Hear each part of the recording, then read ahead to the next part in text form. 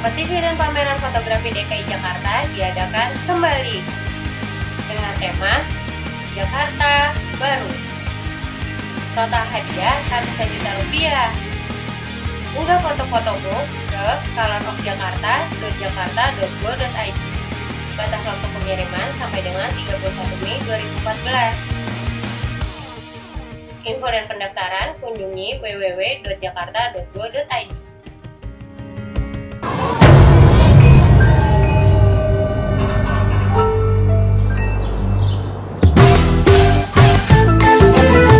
Jaga kebersihan. Hari gini buang sampah sembarangan.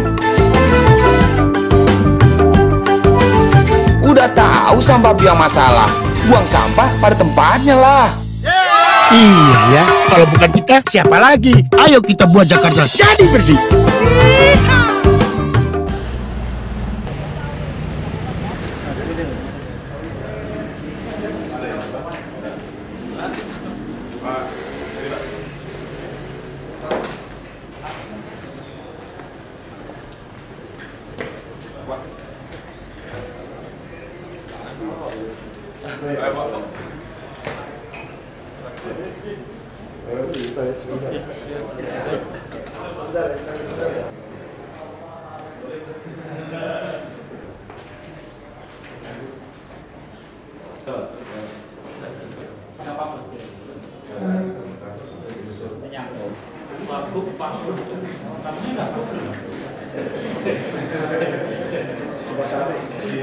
Ada teman-teman yang mau masuk? Enggak, itu mau.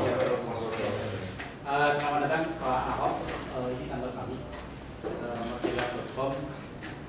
Kami merasa terhormat Pak Wagub yang sebentar lagi jadi Pak Wagub, insya Allah. Berarti nggak mendukung Pak Prabowo. Tapi kan saya mendukung Pak Ahok.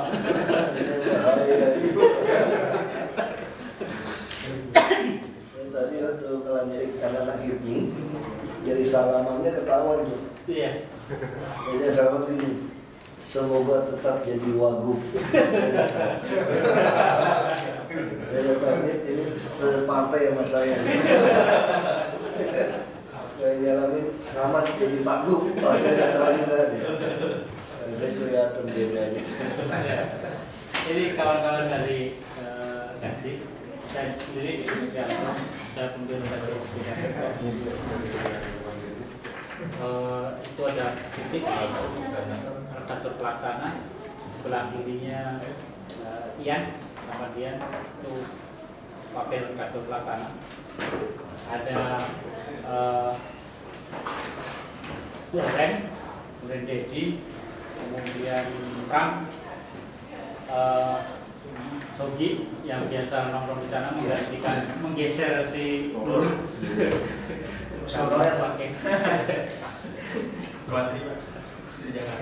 Kemudian ada Eri, ada Iqbal, ada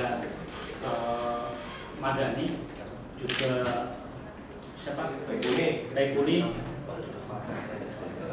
Arbi dan ini semua teman-teman penulis seperti yang saya.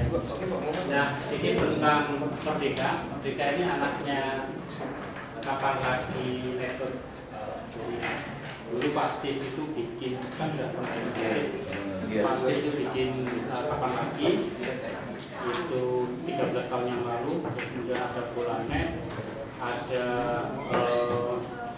macam-macamnya lain. Terakhir itu Merdeka sudah 2 tahun dan baru tahun ini lahir lagi namanya DRIP.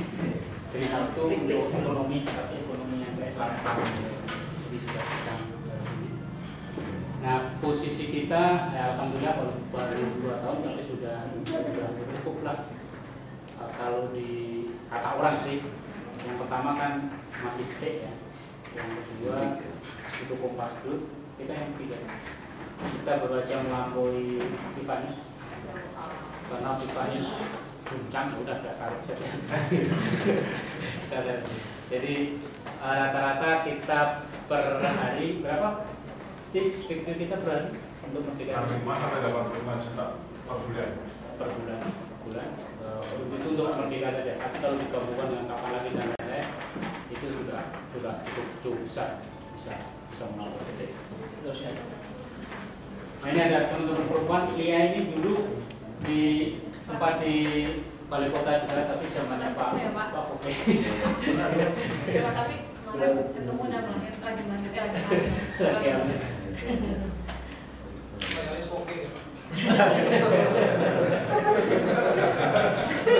Sama semoga Foke jadi gubernur lagi.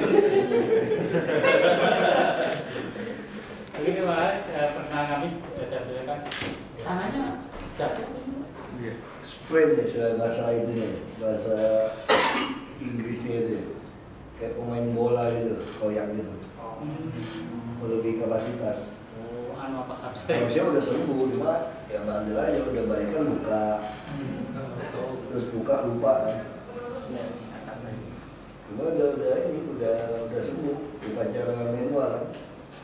Itu baris, periksa pasukan, udah oke, diajak menembak. Tembak kan pegangnya kan nahannya kiri sebenarnya.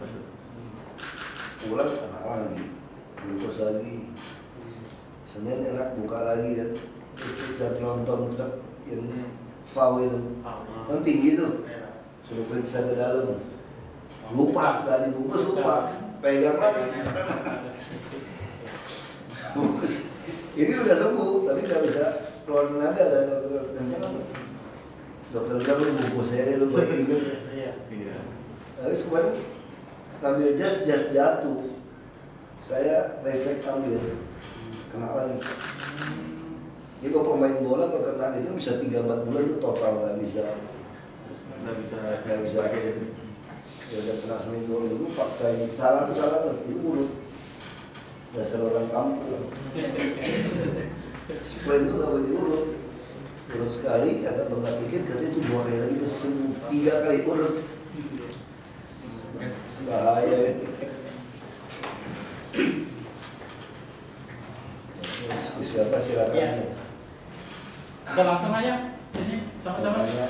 Ada yang mau tanya? Silakan. Kalau dari stok kan terbatas ya.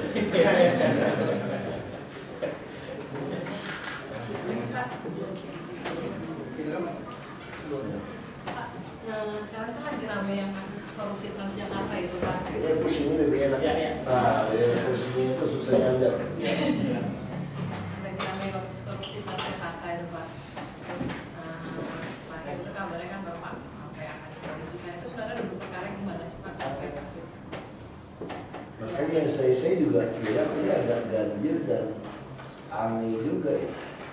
Saya tahu ini semua lebih terperinci semua kan dari laporan majalah Tempo. Ya kan?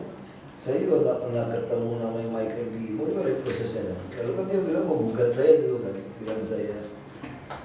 Terus akhirnya minta saya ketemu, saya nggak mau ketemu empat mata. Jadi kamu keluar fitnahnya beda. Saya minta ketemu depan kawan-kawan media. Saya langsung bilangnya saya urusan apa gitu. Terus diem kan. Nah lalu kalau kita bilang yang lebih vulgar menceritakan semua proses ini kan di majalah Tempo. Kok nggak ada satupun sih yang gugat majalah Tempo? Kalau dia bilang gara-gara saya ngomong lalu mereka ditetapkan tersangka, saya merasa aneh juga. Bukannya gara-gara majalah Tempo lalu dari situ bisa jelas mengarah ke tersangka. Nah, bagi saya agak aneh aja. Ini mau dibawa kemana opininya? Dan kalau masih ingat baca di berita, saya malah ngotot. Saya pengennya KPK yang kerjain periksa ini. Karena saya meragukan kalau KPK udah tetapkan orang tersangka itu masih masuk. Umumnya ya, kalau kita lihat ya, kalau sekarang rekam jejak. Kejaksaan belum tentu. Malah saya berpikir kejaksaan bisa stopnya nggak sampai ke total gitu loh. Nah saya maunya KPK kan baru bisa total. Malah jadi panjang, bukan ke substansi lagi gitu loh. Soalnya kita dapat laporan inspektorat mengatakan ada prosedur yang salah. Prinsip itu kan semua bisa ada pendampingan BPKP. Kita dapatkan saran dari BPKP saja mengatakan ini tidak boleh diteruskan karena proses sudah nggak benar. Masih dipaksakan kan? Kalau jadi tersangka ya nggak heran. Kalau kita mau curiga masih heran, jangan-jangan diambil jaksa kalau jaksa nggak benar gitu. Supaya nggak jatuh ke KPK kan? Kan kalau diambil jaksa kan nggak bisa di KPK lagi gitu. Kalau bukan kasus yang penting. Makanya saya juga bingung sekarang kenapa jadi sistem ini jadi aneh begitu. Orang jelas kok konstruksi 50-an. Mana ada kalau kita beli mobil masih copot itu, copot ini. Lalu alasannya itu baru dititip. Kalau dititip ya sudah, berarti belum diterima kan? Nah sekarang mau maksa kita terima, makanya nggak bisa. Berarti kita melewati masa pengiriman barang. Lalu mau cek pembenaran RKPP. Kalau asas manfaat mesti dipakai. Saya manfaat apa? Kalau pakai 1-2 tahun hancur gimana? Terus alasannya nanti orang Jakarta ngeluh, nggak ada yang udah bisa mengeluh, orang Jakarta pusing amat. Jadi saya udah pengalaman dipaksa dengan cara-cara seperti ini. Dulu mungkin masih ingat ya kalau baca Kompas atau Jakarta Post gitu, yang seluruh sungai dipenuhi sampah. Itu kan dulu sampah dikelola oleh PU. Itu sampai 100 juta lebih tiap tahun hanya buang sampah. Padahal ini barang sampah dipakai dinas taman juga bayar, PU mengambil dari sungai juga bayar, sampai jalan dibuang dinas kebersihan juga bayar. Satu macam barang bisa dibayar 3 kali, muter-muter nggak jelas ini, ngangkut sampah dari sungai. Saya bilang nggak bisa, multi-years. Lalu Pak PU yang lama ancam saya, kalau Bapak tidak izinkan multi-years, semua sungai akan penuh sampah nih.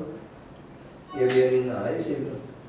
Dalam hati saya dia lupa, saya orang politik, saya baru dipilih kembali 2017 kan gue pikirin. Kalau tahun pertama kan, dan 2 hari penuh sampah. Itu udah pertama kita penuh sampah ya kita kirim alat berat, sewa. Kebetulan ada pengusaha mau jual alat berat, mau perkenalkannya amfibi. Saya bilang boleh nggak uji coba 3 bulan? Uji coba 3 bulan di sungai, kamu daftar di katalog, saya beli ini gratis. Ya uji coba 3 bulan. Nah, pasar ikan semua sekarang mana ada sampah. Manggarai mana ada sampah. Dulu Pak Jokowi merdeka.com ada apa tuh? Rakyat Merdeka. Tongkrongin bingung di sampah. Semua terowongan itu penuh sampah, penuh lumpur. Sekarang mana ada? Nanti kalau kaya tunggu alat berat. Selesai. Nah, terus sampah darat. Sama juga 3 bulan terakhir. Sekarang mana ada keluhan lagi, berkurang udah. Dibandingkan keluhan yang lama sama. Kalau Bapak nggak mau lanjut lagi ke swasta, sampah di mana-mana nih, ya biarin aja dulu. Mau setinggi Monas juga di Monas juga aku nggak pikirin. Aku orang politik 2017 boleh pilih kembali. Yang penting kita beresin kan. Nah sekarang kita mulai tambah lagi kendaraan, tambah ini mulai makin terkendali udah sampah ini. Nah lalu kita minta pengadaan barang mesti lewat badan layanan. Unit layanan pengadaan barang (ULP). Wah, nggak mau masukin juga gelondongan. Ngancam kita juga, kalau Bapak nggak mau izinkan cara lama akan jadi sisa lebih penggunaan anggaran di depan. Kita nggak bisa belanja. Kenapa? Mana harga satuan kamu? Nggak ada. Standarnya ada dong. Lalu kita masukkan, nggak ada dalam e-budgeting. Kalau nggak ada dulu kenapa bisa ngabisin 1 triliun? Emang ini DKI baru terbentuk setelah kami ada, APBD baru ada setelah kami ada. Itu kalau 1 triliun kamu tidak ada standar, bisa ngabisin 1 triliun. Berarti kamu ngerti dong? Kalau kamu nggak bisa ngabisin, saya masih berpikir, oh iya mungkin dulunya memang membingungkan. Atau kamu bilang ini, Pak kita kan baru bikin anggaran Pak.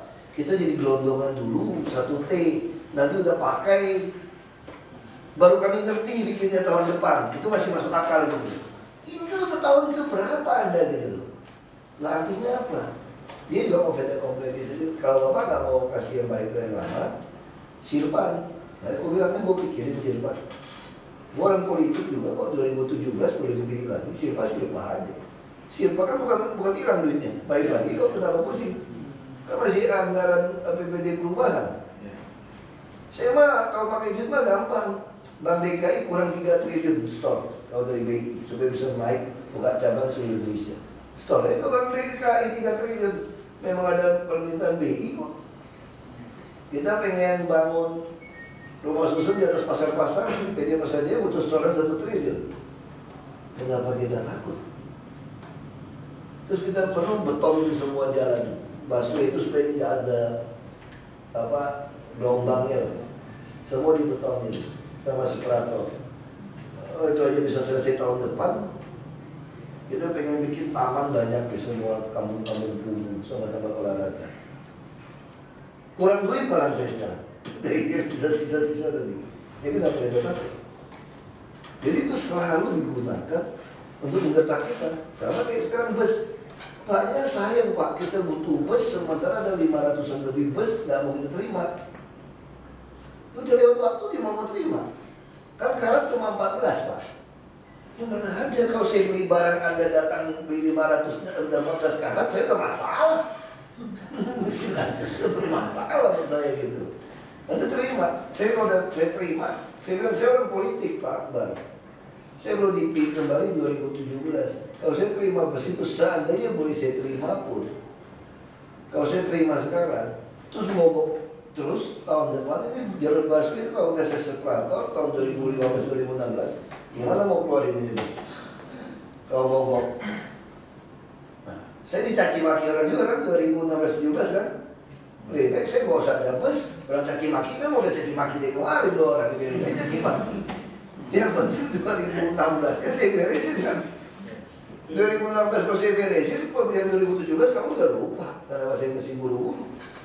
Dia pas saya dipaksa terima barang tentu kita mau buru-buru kalau bisa semua. Kalau nggak bisa kenapa? Itu situasi seperti itu. BPKP ada suratnya kok bilang nggak boleh terusin tender sampai berhenti kepala ketua BPKP DKI Pak Muhammad Yusuf. Ada apa gitu kan? Dan ini persoalannya kalau terungkap makap, berarti pembelian bus-bus Cina dulu juga makap loh. Iya dong, berarti ada masalah kan? Nah itu yang mungkin jadi masalah, saya nggak mau tahu lah.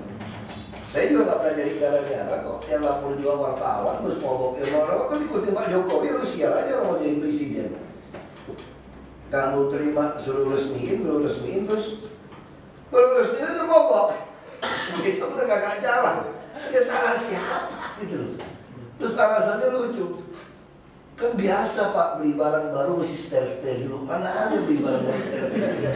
Dia mana-mana yang jual barang tuh di setel oke baru dibuat pasti. Jadi kan konyol gitu loh. Ya itu udah lah, saya pikir itu udah di ranah hukum dia jalannya. Ya dia pencemaran nama baik karena saya banyak ngomong. Kalau udah tersangka pencemaran nama baik gimana? Terus gak ada tuh yang menyerang majalah Tempo dengan tulis begitu jelas sampai ke luar negeri cek segala macam, gak ada tuh yang menyerang. Ya saya juga tanda tanya ada apa gitu kan. Nanti kan cuma pengen menekan saya supaya saya terima bus itu gitu. Saya pilih masuk penjara kalau kamu bisa fitnah saya masuk aja gak apa-apa. Saya sih pilihan saya begitu aja. Kalau kamu bisa fitnah saya sampai masukin saya penjara pun saya masuk aja, santai aja. Iya kan, negeri ini satu hari pasti keadilan muncul kok. Kebenaran itu pasti menang satu hari. Kenapa kau takut sama lu? Lu fitnah aja, pun mau apain juga kalau ada. Kalau Pak Jokowi terlibat apa itu? Makanya orang menuduh Pak Jokowi terlibat. Sekarang kalau dia terlibat, kenapa Kejaksaan Agung langsung bilang dia nggak terlibat? Makanya ini negeri ini susah kita mau ngomong kan. Jaksa Agung loh kasih komentar ya, betul nggak salah kutip wartawan kan. Saya juga nggak ngerti. Padahal Pak Udar Pristono itu baru diperiksa 2 kali sebagai saksi untuk yang lain kan. Sebagai tersangka kan belum diperiksa. Betul gitu kan. Nah dia udah nyanyi di mana-mana, nyanyinya bener nggak? Ada berita acara nggak? Nah itu jadi tidak, itu rumit lah. Itu udah wilayah hukum terserah Jaksa Agung. Apa kan pernah bilang kemarin kenapa cuma saya yang dituduh? Makanya. Kenapa Pak Jokowi gitu? Tapi Bapak memang merasa bukan dong kalau mau nuduh kan di dalam struktur Undang-Undang 32 tahun 2004 otonomi daerah. Itu yang namanya wakil kepala daerah itu nggak punya wewenang. Hanya ada tugas dan kewajiban. Itu banyak orang nggak ngerti. Nah kalau saya nggak punya wewenang, bagaimana bisa tuduh saya? Betul tadi logika. Dari mana? Orang dalam Undang-Undang 32 jelas kok nggak ada wewenang. Kalau nggak ada wewenang, bagaimana dia bisa tuduh saya? Lagi pula wewenang juga ada gubernur memberikan kuasa penggunaan anggaran kepada SKPD. Kalau sampai dianggap yang memberikan kuasa ini salah, yang salah siapa? Gubernur dong. Kalau dibilang salah juga nggak masuk akal. Mana ada sih? Anda suruh pembantu Anda belanja, pembantu Anda ngirim duit, masa ada yang masuk penjara? Yang ada Anda masukin dia ke penjara, nipu Anda gitu. Anda kasih dia wewenang, kasih dia kuasa penggunaan anggaran, kan ada catatan-catatan kan sesuai peraturan segala macam. Kalau dia melanggar, masa yang saya kasih yang kena? Kalau gitu lebih baik dia kasih ke orang, mau pegang sendiri semua. Nggak lucu kan? Makanya saya bilang dari dua sisi itu nggak masuk akal. Nuduh Jokowi aja udah salah, bilang Jokowi terlibat kalau nggak ada bukti aja cuma karena kasih undang udah salah besar. Apalagi nuduh saya, itu lebih konyol lagi, lebih jauh lagi. Itu yang saya maksud itu. Kalau nanti diminta diperiksa sama Kejagung siapa? Cuek aja. Mau periksa ngomong apa? Saya malah bukan minta Kejagung, saya minta KPK terlibat. Saya udah ngomong loh jauh-jauh hari kan, betul nggak? Yang berani nantang Kejagung siapa? Saya kan. Saya bilang, kalau tanya sama saya wartawan, kamu lebih suka KPK apa Kejaksaan? Betul nggak tanya pada saya? Saya pilih KPK. Kenapa alasannya? Karena Kejagung masih banyak persoalan, masih banyak yang lolos. Kalau KPK nggak. Ya jelas statement saya kok. Kurang apa lagi? Kamu pernah dengar kepala daerah nantang jaksa nggak supaya kasih KPK? Belum pernah. Saya konsisten. Berarti memang banyak korupsi di Pemprov sendiri itu Pak masih ada ya walaupun Bapak udah semangat birokrasi? Seperti ini aja, sebelum ada pembuktian terbalik, pernah ini nggak bisa dihindari. Makanya saya bilang pejabat manapun kalau ngomong sama saya anti korupsi, saya nggak percaya kepada Anda. Sebelum Anda berani bilang periksa harta saya, biaya hidup saya, dan pajak yang saya bayar, sesuai atau tidak? Sesuai dengan Undang-Undang Nomor 7 Tahun 2006. Hasil ratifikasi Konvensi PBB melawan korupsi. Anda kasih tahu saya pejabat mana pernah ngomong, Anda pengalaman sejarah kasih tahu saya. Saya konsisten ngomong sejak dari DPRD, Bupati, DPR RI sampai Wabah. Sebagai pejabat ya, bukan sebagai LSM. Pejabat tinggi negara nih ngomong. Yang lain lu kasih tahu Pak, siapa pernah ngomong. Kepala Dinas DKI ada berani Pak diperiksa kayak itu? Saya belum pernah dengar pejabat ngomong. Kalau kepala dinas itu PNS, birokrat. Maksudnya kalau mereka diperiksa dia?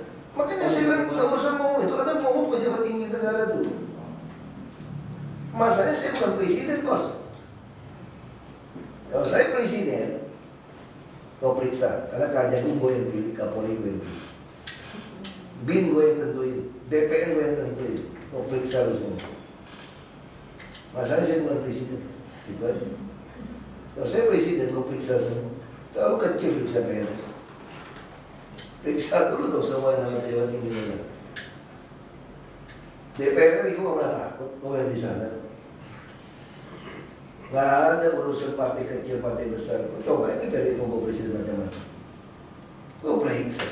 Aku udah pernah jadi kepala daerah di Belitung Timur begitu kecil. Fraksi Bulan Bintang itu 55%. Bukan dia sekarang, tapi lu tetap cerai-berai, gue nggak takut. 55% bos. Lu buat apapun nggak mau. Kenapa gue bisa kendalikan dengan baik? Semua program saya 5 bulan jalan. Partai saya cuma ada 5% duduk di dalam. Kenapa bisa? Kebetulan berteman sama Kapolres. Dan saya punya bukti mereka nyolong semua. Kok tanggapin macam-macam? Apa yang gue berisihin dan Kapolri gue yang pilih, Kejagung gue yang pilih. Terus kalau saya bersih, KPK juga bisa tangkap saya kok. Gue langsung bikin perpu, nggak ada rakyat yang keberatan. Siapapun mau jadi pejabat harus buktikan harta dari mana. Kalau nggak bisa, Anda pensiun aja, pemutihan. Saya juga mau ganggu Anda rekonsiliasi, lu nikmatin harta korupsi sampai lu mati. Itu rezeki lu itu. Ya lu jangan pernah bisa jadi pejabat. Lu kalau jadi pejabat gue tangkap, gue periksa. Karena nggak bisa buktiin. Jadi kita menurunkan lapangan tanding. Lapangan tanding jadi turun sama data. Karena rakyat kita tuh masih lebih dari setengah penghasilannya itu di bawah KHL. Kalau diukur baik kebutuhan hidup layak, rakyat kita mungkin 60% tuh di bawah itu. Bukan dolar, 2 dolar. Karena kebutuhan hidup layak itu rata-rata udah di atas 2 dolar masalahnya. Di kampung paling miskin pun udah di atas 2 dolar kebutuhan hidup layak. Lajang. Jadi itu situasi seperti itu. Itu kuncinya sebetulnya. Jadi garis kemiskinan sekarang kan palsu. Pakai kalori, 2.500 kalori. DKI kalau gunakan kalori hanya 343.000. Jadi kalau Anda punya penghasilan 500.000, Anda di atas garis kemiskinan. Makanya garis miskin di DKI hanya 3,5%. Bersyukur untuk kemiskinan yang begitu kecil.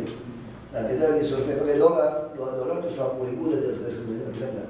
Saya gunakan kebutuhan hidup layak. Kita lagi minta BPS, nanti APBD perubahan bayar, terjadi. Sehingga nanti kita bisa tahu persis tiap kelurahan berapa persen orang hidup di bawah garis kebutuhan hidup layak. Itu yang perlu kita bantu.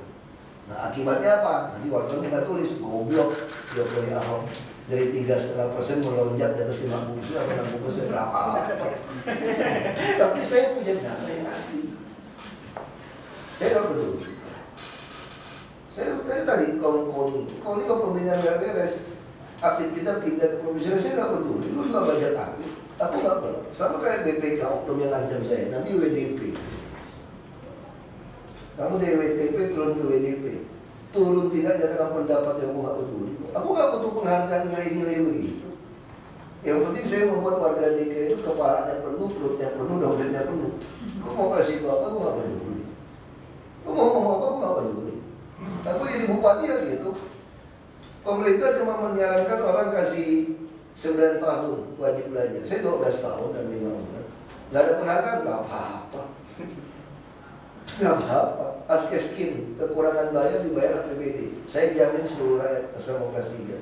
Saya satu-satu kabupaten yang menjamin seluruh rakyat kalau sakit. Tahun 2006. Nggak ada publikasi. Menko Kesra tahu yang cuma membayarin askeskin yang kurang saja dari APBD.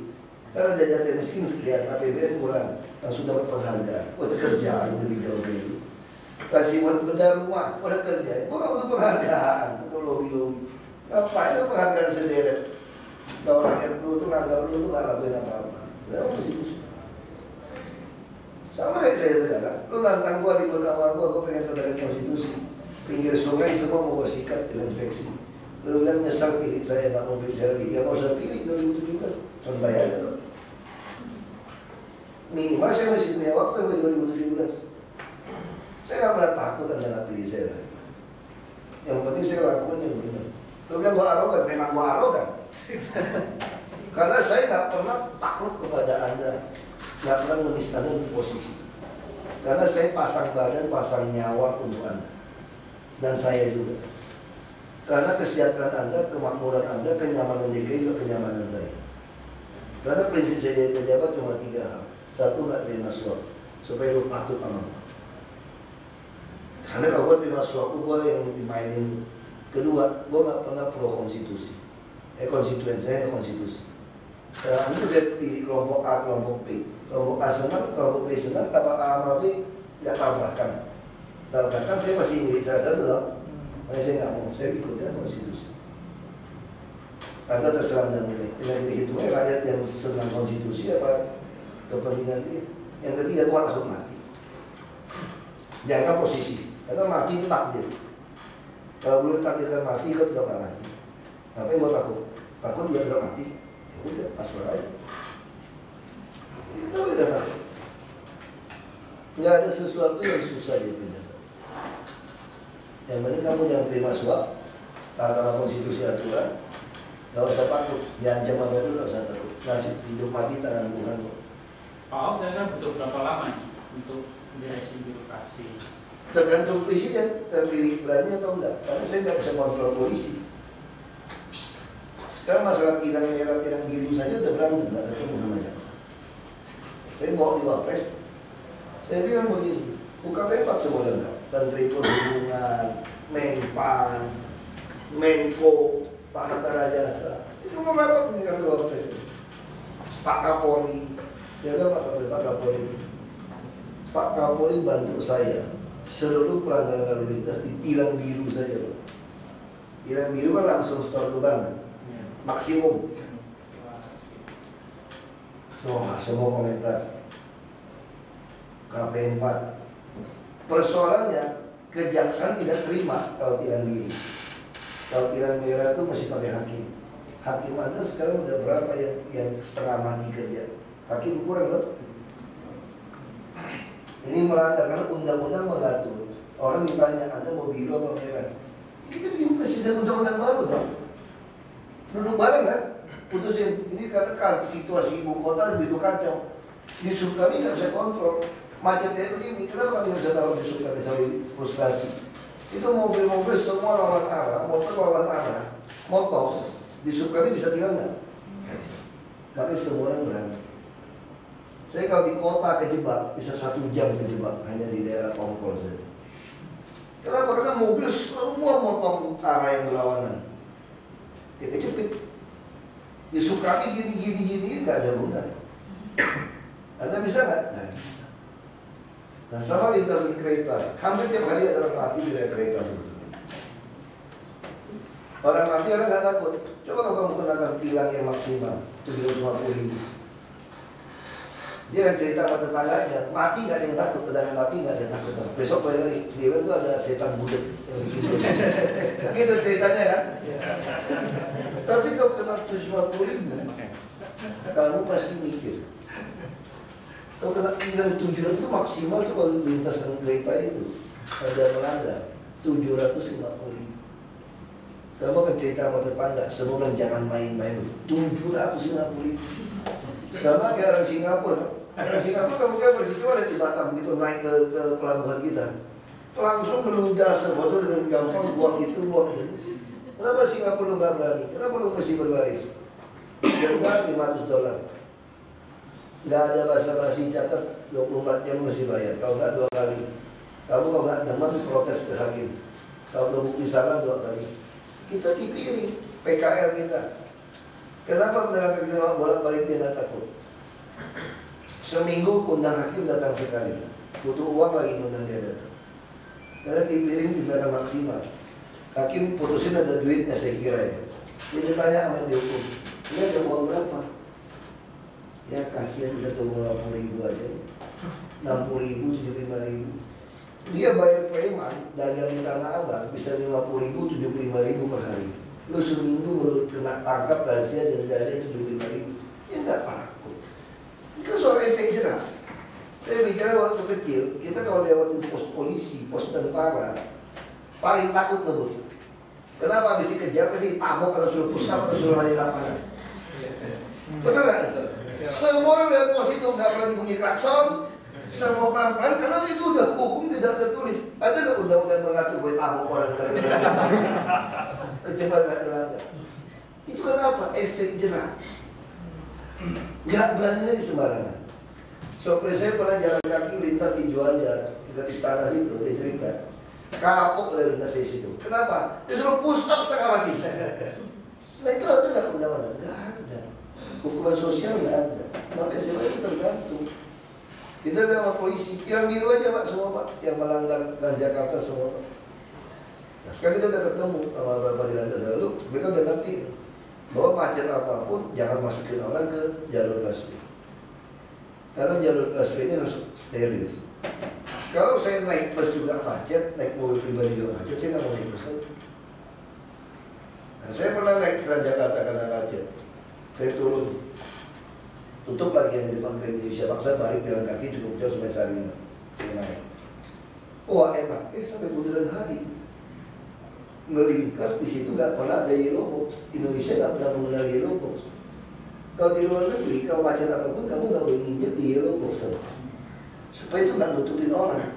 Kalau kita semua berusaha biar macet, pokoknya kan sama-sama di depan gitu kan. Kan kita begitu kan, karena nggak ada yellow box. Polisi bisa ciptakan nggak? Nggak bisa kadang-kadang. Ya diciptakan dong, yang nggak boleh tambah, nggak boleh kurang kan cuma firman Tuhan. Kenapa nggak boleh kita duduk sepakat kan? Ada jaksa, ada apa gitu.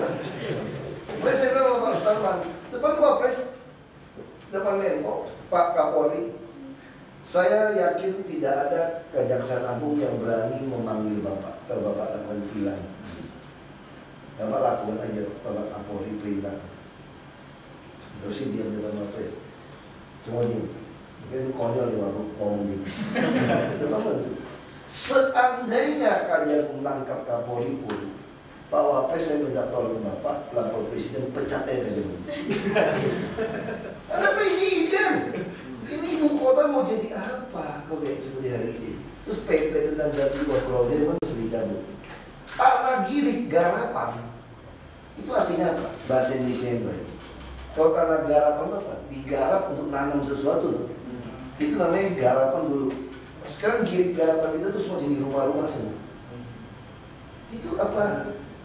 Terus bayar garapan nggak sewa? Nggak pernah bayar juga.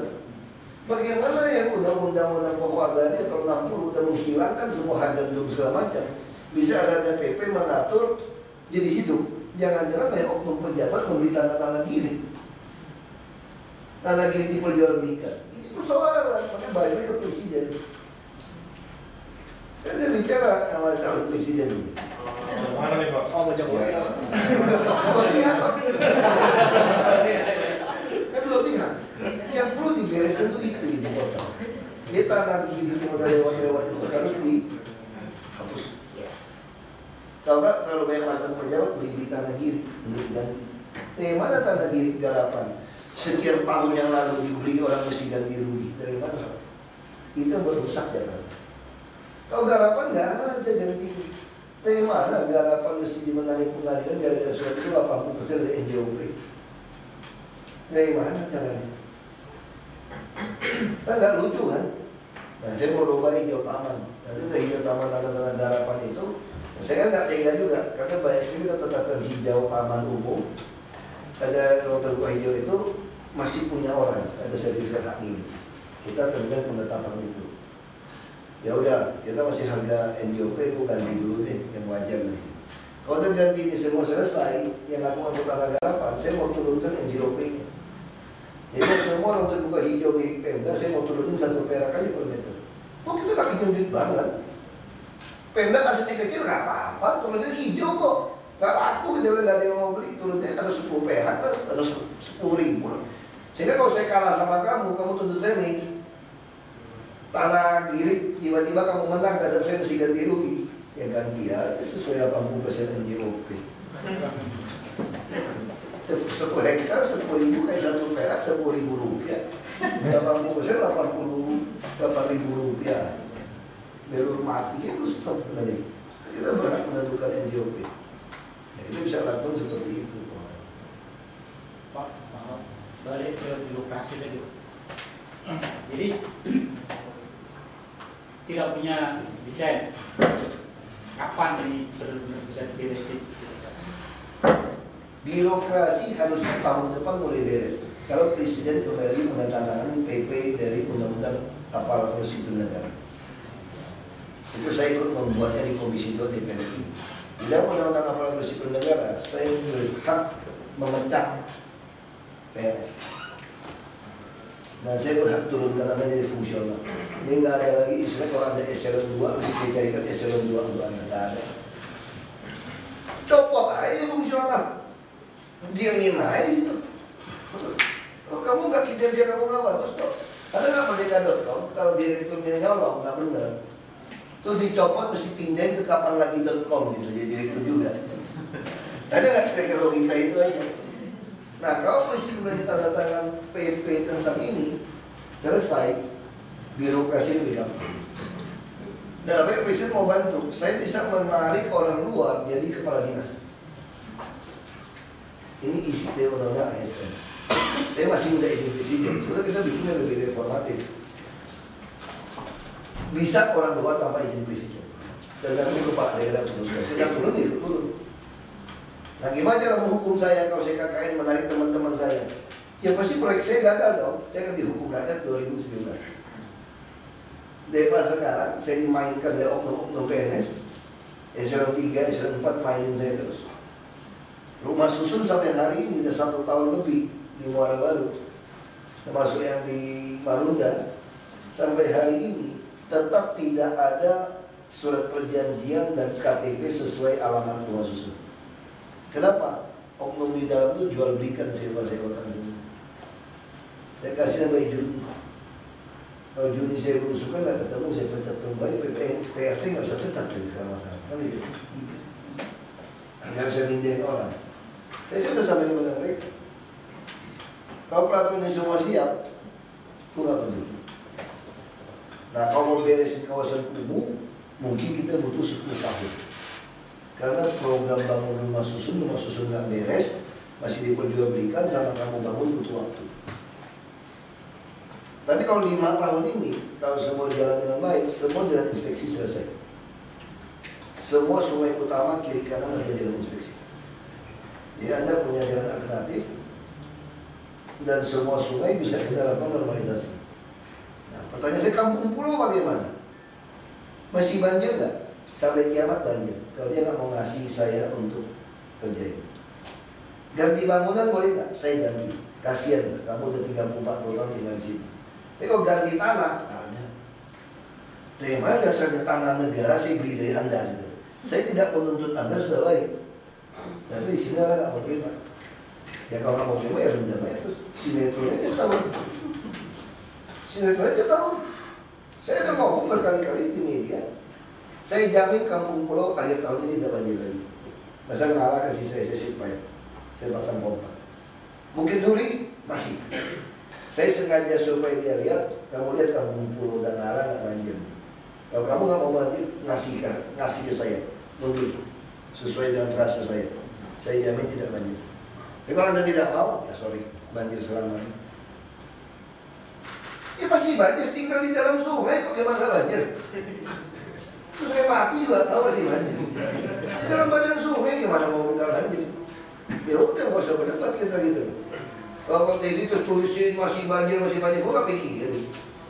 Karena saya cuma butuh 50% plus 1 untuk terpilih kembali 2017. Sederhana kan, cara hitungnya kan, politik kan.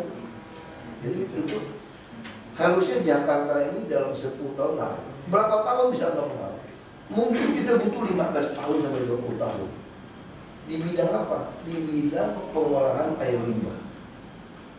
Itu yang masalah. Jakarta ini hanya 3% ngolah air limbah. Makanya semua sungai utama itu tercemar, nggak bisa dipakai buat air bersih. Nah, pakai JK ngitungnya itu sampai 2040. Nggak mau saya apa-apaan. Luar negeri rata-rata 20 tahun.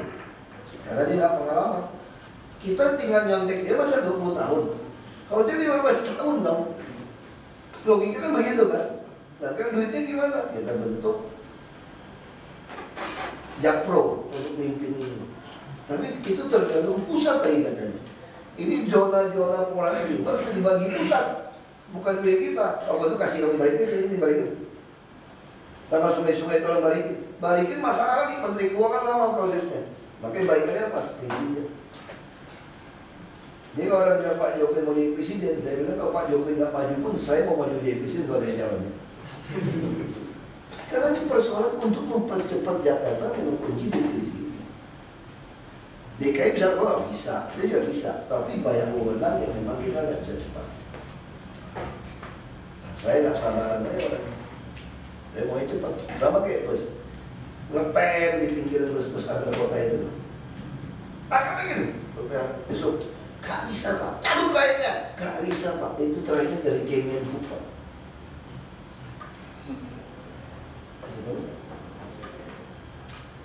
Kita suruh cabut yang di trayek-trayek kecil-kecil semua. Mereka bilang Pak, kalau kami nggak ngetem, putar terus ya mati dong Pak bensinnya Pak.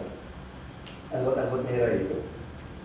Ngetem nyokok juga ke oknum kita 10.000, 15.000. Ada jatahnya tuh, ngetem-ngetem itu semua. Kamu bisa kontrol lah itu semua. Bisa. Baik kita bentuk transportasi Jakarta, nanti kita sistemnya itu semua bus dibayar per kilometer. Tidak bayar. Sehingga itu orang Jakarta bayar 1 single tiket itu bebas naik bus.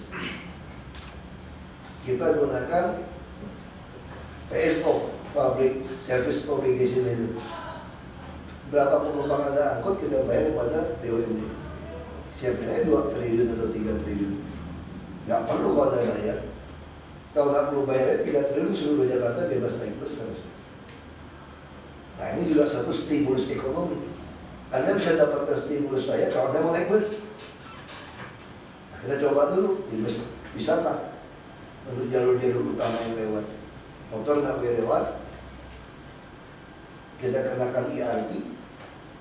Jadi kalau Anda nggak cukup duit, parkir mobil Anda naik bus tinggal gratis. Kita atur tiap 10 menit. Nah sekarang karena belum bisa tiap 10 menit, busnya belum cukup, saya nggak mau lakukan dulu, kita mau marah-marah sama saya kan. Jadi kalau busnya ada 10 menit, tiap 10 menit lewat, dia bus tingkat ini, saya kenakan IRP. Motor nggak boleh lewat, motor parkirnya di gedung, ya handphone aja. Kapan target 10 menit itu? Yes. Kita perkirakan 2016 awal udah bisa. Makanya 2015 ini seluruh jalur busway harus diberesin. Dan 2016 15 koridor baru selesai. Karena masih kurang 3 koridor yang layak. Maka orang nggak mau bikin. Nah bikin ini semua tambah macet. Kereta api kita mau paksa dia tiap 1 menit. Nggak bisa kalau dia nggak layang di atas kereta api. Kalau tiap 1 menit kamu nggak berani lewat. Nah makanya saya udah paham Pak Jonan. Paling telat saat kita bereskan bus ini semua udah aman. 2017 atau 2016 mulai bangun loop line, jalan layang kereta api. Loop line pertama, semua melayang di atas. Nah yang bawahnya tetap untuk bisnis dan barang. Nah kalau ini selesai, pulau 17 pulau bisa selesai. Udah mengarah ke 2020, kita bikin loop line kedua. Sehingga Jakarta ada loop line pertama kecil kereta api, loop line kedua. Makanya MRT kan trennya sama kereta api. Utara, selatan, timur, barat. Nah timur barat saya minta 2 timur barat. Harus ada 2 timur barat untuk MRT. Jadi ketemu ada 2 lingkaran, terus ini 2, ini 1. Kalau lebih banyak lagi harus tambah lagi. Jadi nanti utara selatan itu ada 1, 2, 3. Tapi 1 sementara ini kelihatan oke. Nah Jakarta belum bisa cabut. Dan jalur plan kedua kan sampai ke Tangerang, Bogor, Bekasi. Nah ini bisa kita selesaikan. Jadi transportasi itu nggak ada pilihan, harus berbasis rel. Kalau monorail saja tersendat-sendat ini, gimana akan bisa tadi direalisasi? Sekarang kita tersendat monorail itu saya apa dia? Yang kita yang rakyat Jakarta itu kan Karena dia bangun yang opini. jadi kan Karena dia bangun opini kan. MRT kita terusin bangun. Sekarang elevated kita udah bangun. Kalau Anda paksa saya bangun monorail, terus kalau mangkrak, Anda maki-maki saya juga. Sekarang monorail logika begini saja. Zaman Yusuf Kala Wapres, Menteri Keuangan Sri Mulyani dipaksa tanda kutip memberikan jaminan penumpang untuk monorail. Kalau kurang sekian dibayar dari pemerintah pusat. Itu aja nggak dapat kredit bank. Artinya, atau kalau orang luar ngawatin dalam bisnis toh, layak tidak bisnis ini. Kalau bank menolak. Itu pertama. Mungkin juga tidak punya uang untuk nyetor 30%. Kan syaratnya kalau mau pinjam bank kan Anda setor 30, saya kasih ada 70. Nggak bisa. Dari Sutioso ganti Pak Faudibowo. Sampai Pak Faudibowo nggak bisa juga 2011. Sudah mau turun Pak Faudibowo kirim surat kontestasi cabut.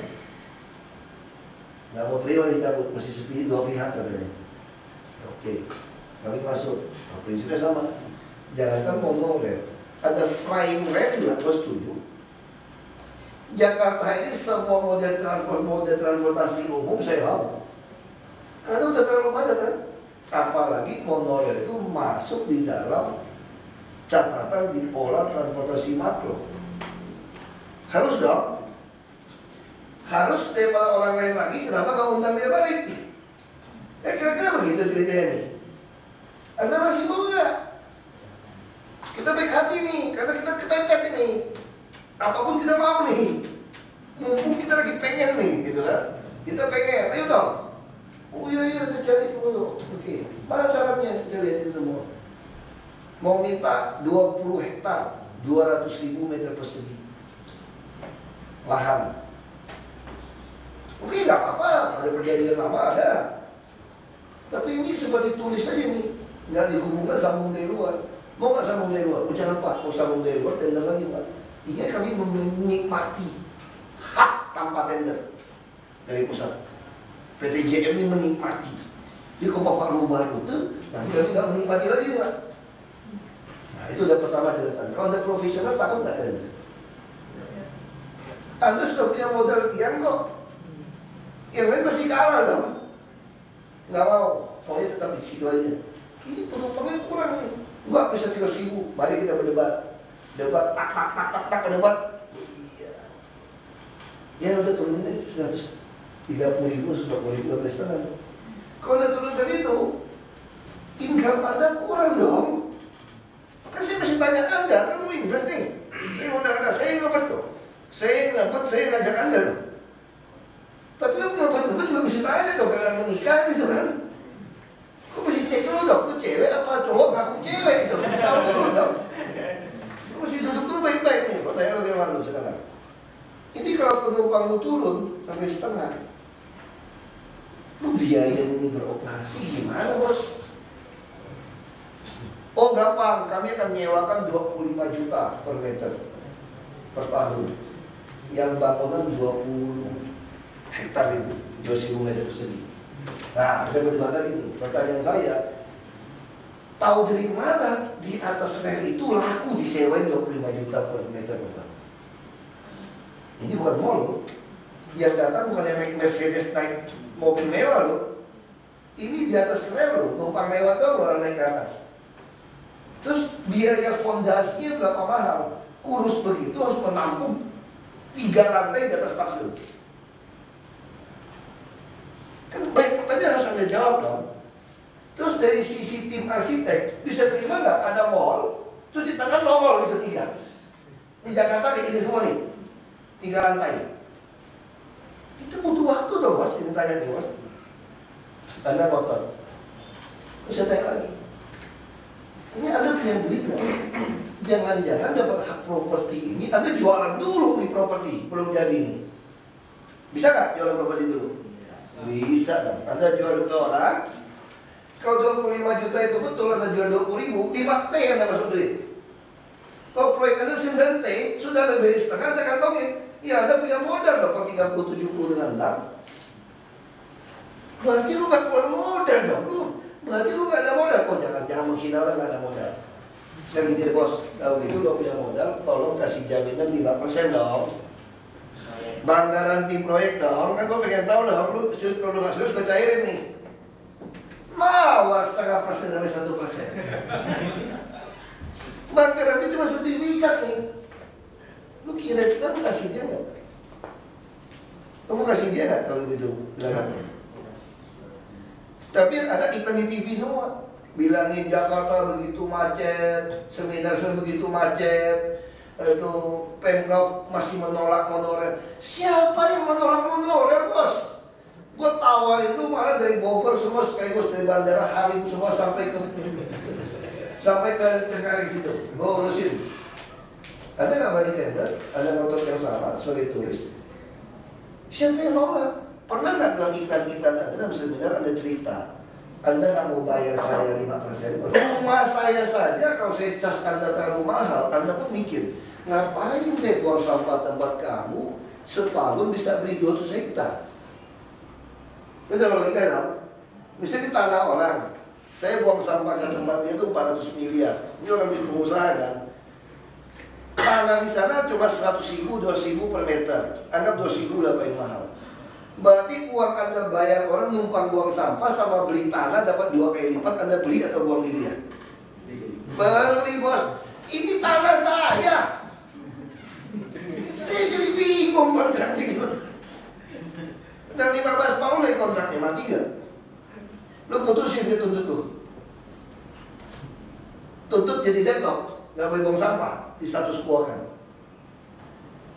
Wah, ini Jakarta, saya mau pasang insinerator tiap kecamatan, bakar aja. Tunggu insinerator saya siap, kau jangan ribut ya.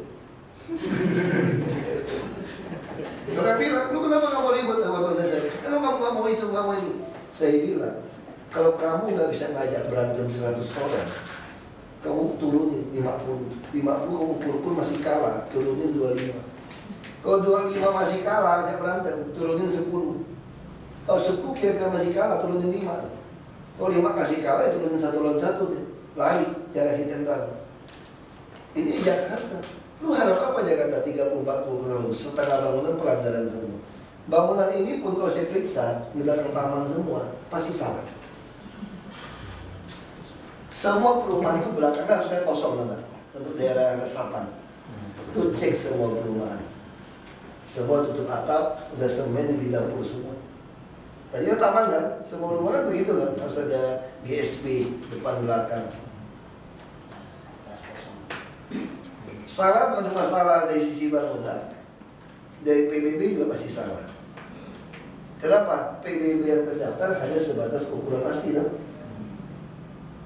Nah, Anda udah ekspansi berapa banyak? Nah, sekarang Anda marah sama saya, Bapak ambil loh, problem setengah Jakarta dibongkar. Anda paksa saya? Nggak bisa. Selesaikan dulu yang prioritas. Yang prioritas itu apa? Banjir macet loh. Banjir macetnya ada hubungan apa? PKL. Kan Jakarta cuma ini, pelayanan terpadu 1 pintu pasti. Hemat duit udah gak usah ngomong. Yang langsung dirasakan masyarakat itu apa? Pelayanan terpadu 1 pintu. Lu datang di semua kantor lurah saya, kantor camat saya, lu mau urusan apa aja diberesin. Biar dia yang pusing. Nah, saya lagi rancang ini. Kemudian Juni bisa launching, pasti berantakan lagi perlawanan, nggak apa-apa. Maka mau urusan apapun, dari kantor lurah, kantor camat, saya ada 314 kantor kira-kira. Datang situ semua urusan dia yang urus. Dia jadi broker, itu penting. Supaya masyarakat merasakan urusan apa gampang. Rumah sakit nggak usah ngomong lagi. Pendidikan tinggal dinaikin, dasar sudah ada. Nah, taman harus berbanyak supaya PKL taman banyak orang datang, PKL mau jualan. Nah, pasar yang ada bangun rumah susun sebanyak mungkin. Semua tanah beli rumah susun. Kenapa? Semua yang tinggal di sungai semua mesti disodok, pindahin ke situ. Sungai kalau disodok ada jalan inspeksi, bisa bersihin sungai, sekaligus nambah rasio jalan. Istilah orang Jakarta ada jalan tikus. Ini macet, semua sungai jalan tikus, itu nolong. Nah, soal penegakan hukum ya berantemnya pelan-pelan. Jadi ini target dulu. Bikin Jakarta Utara tidak banjir dulu semua, karena ini hilir. Kalau Pandeglang Kapuk bisa dengan sistem folder terbuka atau tertutup seperti itu, kita kenapa nggak lakukan? Kita harus berani bikin. Semua embung tidak bikin, nggak lagi kasih swasta, beli eskavator keruk sendiri. Ngapain bayar swasta? Hitungnya berantem kita dalam berapa pusing. Kalau anak bulan saya pasangin tracking. Saya lihat tengah malam solar sisa berapa. Dia kerja berapa jam, mesin hidup berapa jam, angkutannya ringan, sedang atau berat, kontrol di iPad doang, pasangin tracking system, dia pindah kemana saya tinggal lihat, keruk sendiri, tungguin, nggak susah. Nah jadi kita targetin, ya kayak waktu kita sekolah dulu, anak-anak kerjain dulu soal yang mudah, yang susah ditinggal, kira-kira gitu. Ada waktu baru kerjain yang susah. Karena waktu kita terbatas. 2017 pilih lagi. Cara arogan kayak saya belum tentu terpilih lagi kan. Kita beresin secepat mungkin. Nah tinggal orang Jakarta gitu. Anda mau yang saya yang terbukti, atau Anda mau pilih orang lain yang cuma jual kitab. Kalau mau silakan, saya pensiun kerja sama orang lain. Nggak secapek itu.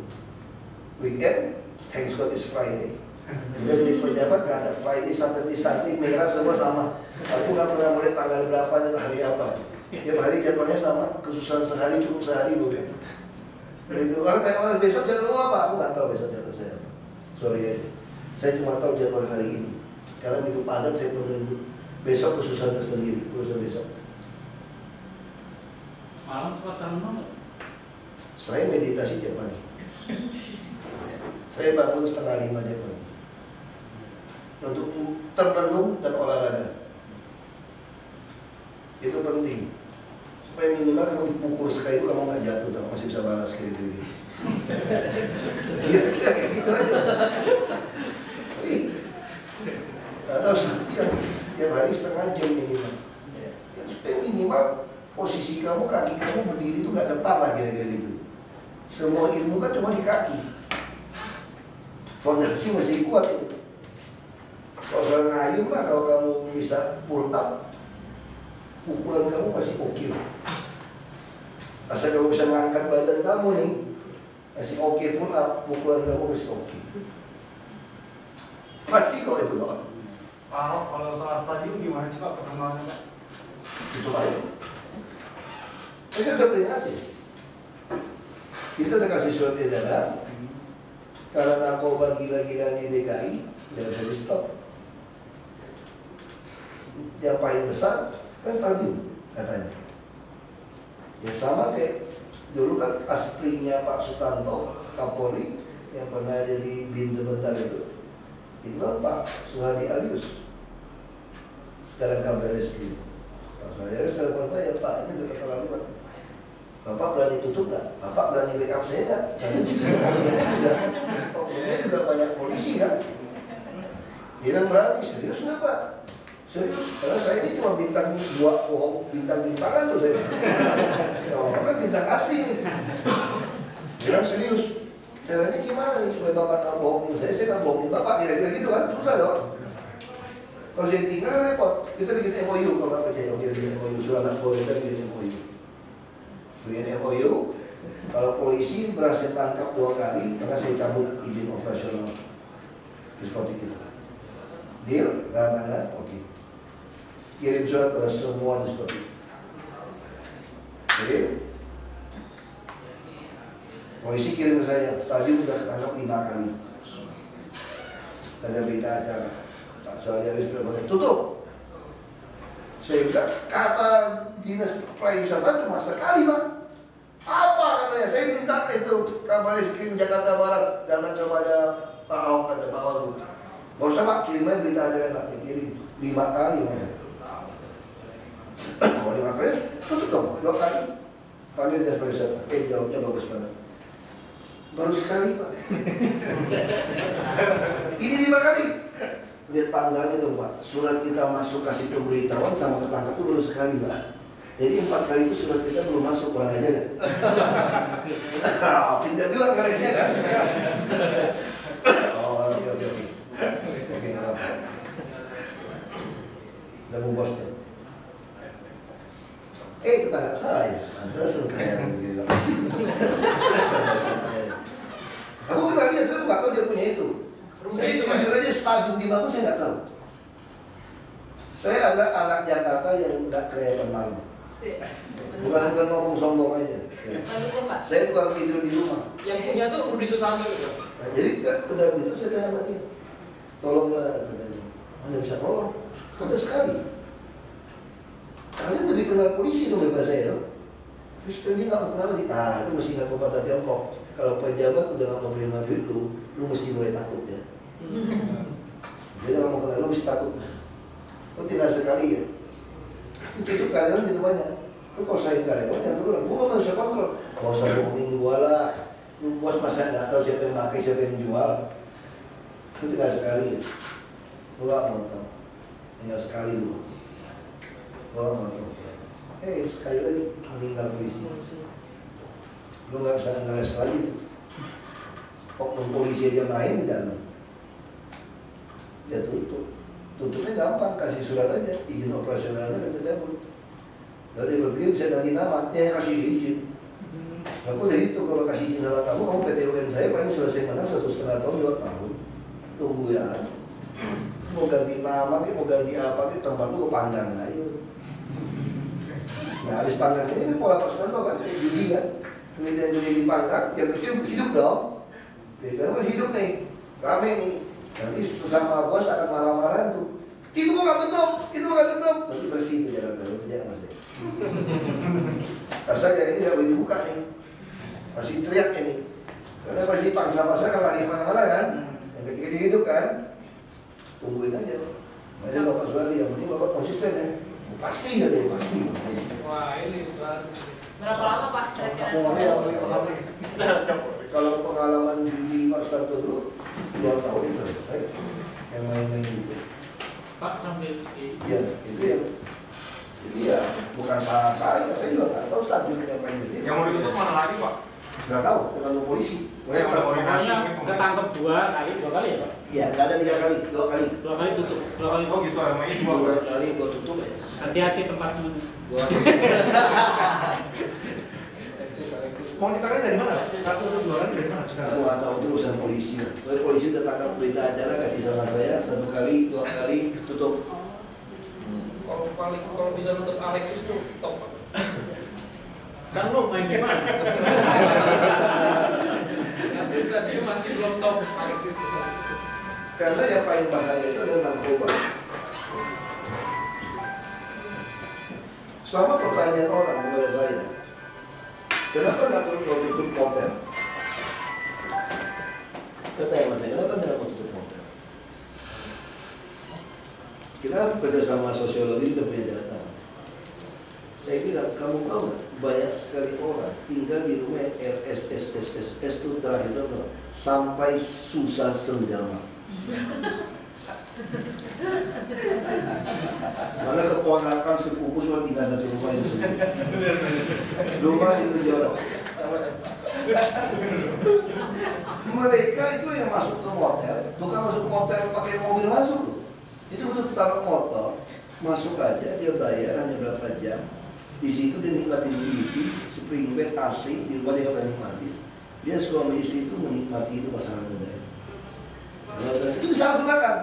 Kalau salah gunakan, ruangan ini bisa salah guna kalau tinggal berdua sama cewek lo. Mau coba apartemen, ya hotel, atau bisa salah gunakan lo. Di kosong itu kita nggak bisa melarang orang. Di kantor, di rumah, di apartemen, di hotel bisa salah guna. Bukan itu persoalannya. Jadi kalau narkoba, banyak orang mati. Saya kalau mau bilang lebih, itu jadi munafik gitu kan akhirnya itu. Kalau saya bilang lokalisasi saya setuju. Kenapa? Dari panggilan kemana-mana, saya nggak bisa suntik itu ayam-ayam semua dengan obat. Semakin miskin data kami, makin miskin, makin nggak pakai kondom. 5.000, 10.000 pun kalau dia butuh, dia punya kereta jual dan beli kondom di rumah. Dan pendidikan ini pun. Anda bicara agama sama saya. Ya, saya susah berdebat kalau ngomong agama. Saudara itu bisa bunuh-bunuhan kalau ngomong agama. Pertanyaan saya, di zaman Nabi sudah ada pelajaran. Kalau Anda ngomong agama, kalau mau ngomong pelajaran agama lebih dalam lagi, Anda tahu Nabi Sulaiman? Nabi Sulaiman cerita adalah orang paling bijak, paling top. Lalu di mana bijaksana dia paling hebat? Ketika ada 2 orang pelacur memperebutkan bayi yang mati dan yang hidup. Betul kan? Cerita-cerita begitu kan? Lo nggak tahu gimana caranya 2 pelacur bisa menghadap raja di istana. Mungkin kita pikir nggak tahu dia itu pelacur sampai nyolong masuk. Atau mungkin ada berusukan, nggak juga. Berarti ada open house Raja Sulaiman. Seminggu tuh atau sebulan sekali lo nggak tahu. Ada open house, semua orang boleh datang membawa dia perkara dia. Lalu di situ mereka ngaku mereka itu pelacur. Padahal hukum Taurat mengatakan kalau ada pelacur dihukum rajam. Kenapa Nabi Sulaiman tidak menghukum rajam mereka? Malah masih mendengarkan perkara mereka. Oke, gue dengerin. Yang sampai cerita terkenal tuh mau belah anak yang hidup 2. Yang makas dia jangan kasih dia aja. Itu dibilang dia super hikmat. Kalau bilang saya bukan super hikmat itu. Bagi saya Nabi Sulaiman tidak munafik mengatakan, pelacur, gue matiin dulu. Lu nggak punya hak untuk berperkara depan raja karena Anda pelacur. Enggak. Pernah nggak mengkotbah cerita seperti ini? Mau tanya pendeta kiri, nggak pernah gue juga. Udah sering dengar orang khotbah, dia nggak pernah cerita itu. Cuma ngomong hebatnya Nabi Sulaiman.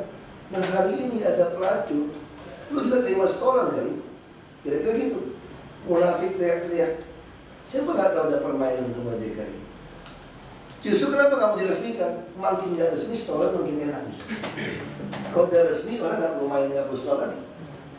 Itu persoalan.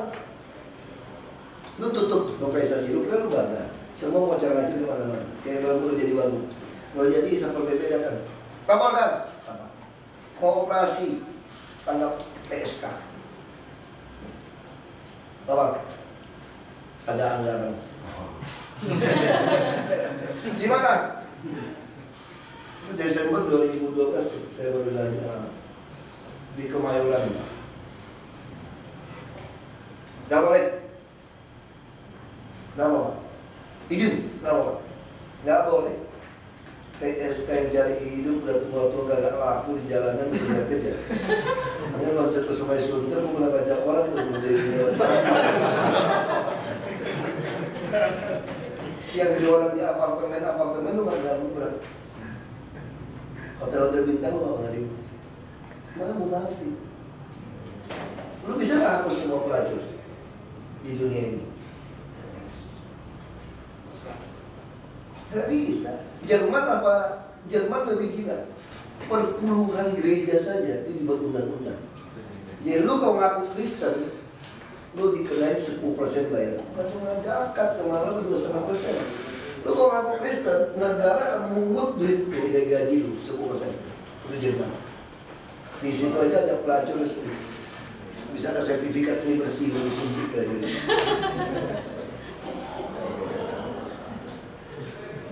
Sampai ada bercanda dulu, kenapa masuk ke Jerman? Enak kalau di Jerman kau pelajar, ada mahasiswa. Main PSK gak bayar. Yang ini konyolnya Anaknya Mas Sabtu kan? itu teman-teman aku ngomong itu ngaco aja. Itu persoalannya. Itu kalau pelajaran Nabi Isa lebih konyol lagi. Pelacur ditangkap dari ahli Taurat, Farisi, Yahudi, hebat-hebat. Pemimpin agama berjubah-jubah itu. Datang sama Nabi Isa. Nabi, lu kan hebat loh. Nah, karena saya dengar aku main hobi itu baca Nabi. Aku tidak tahu Nabi-Nabi itu ngapain aja kerjanya. Utusannya itu apa? Dulu itu utusannya apa? Bukan ceritanya ini berapa kan? Anda buka di kitab suci Anda, mau di Al-Quran, mau di Kristen, ini cerita betul loh. Datang, yang Sulaiman semua benar. Sama yang Isa, didoain. Isa, bukan Nabi loh, ngaku Nabi loh ya, guru loh ya. Ini ada orang ketangkap berzina. Hukum Taurat mengatakan orang berzina kita rajam dengan batu sampai mati.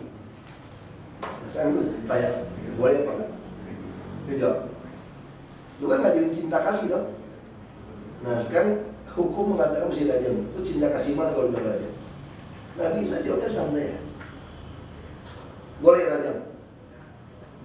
Yang lempar batu pertama adalah yang tidak pernah berdosa. Semua pergi satu persatu. Mana ada orang gak pernah berdosa? Itu gak usah munafik ya. Gak usah ngomong sesuatu yang munafik. Bongkaran tanah abang penuh.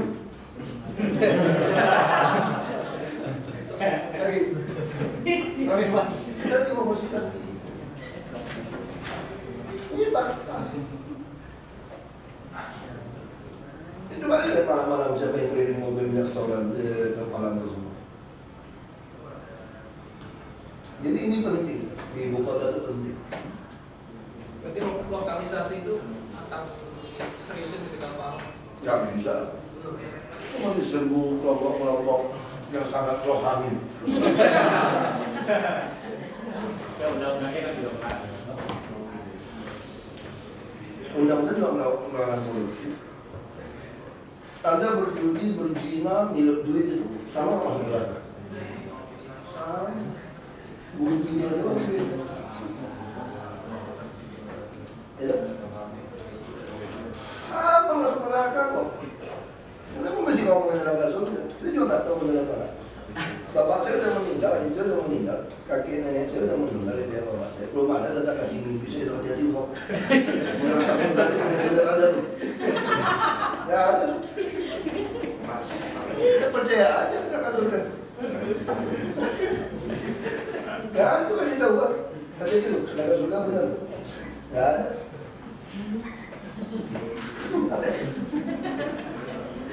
Kalau ini ditinggal cuti sama Pak Jokowi, lebih enak apa? Lebih berat atau lebih berat? Enak. Yang lebih enak berdua, lebih enak. Yang sederhana itu ada kejadian kemana-mana, berdua lebih enak lagi. Semua timba ke saya. Ya berdua lebih enak dong sendiri. Tapi kan kalau sendiri punya keleluasaan. Keleluasaan apa?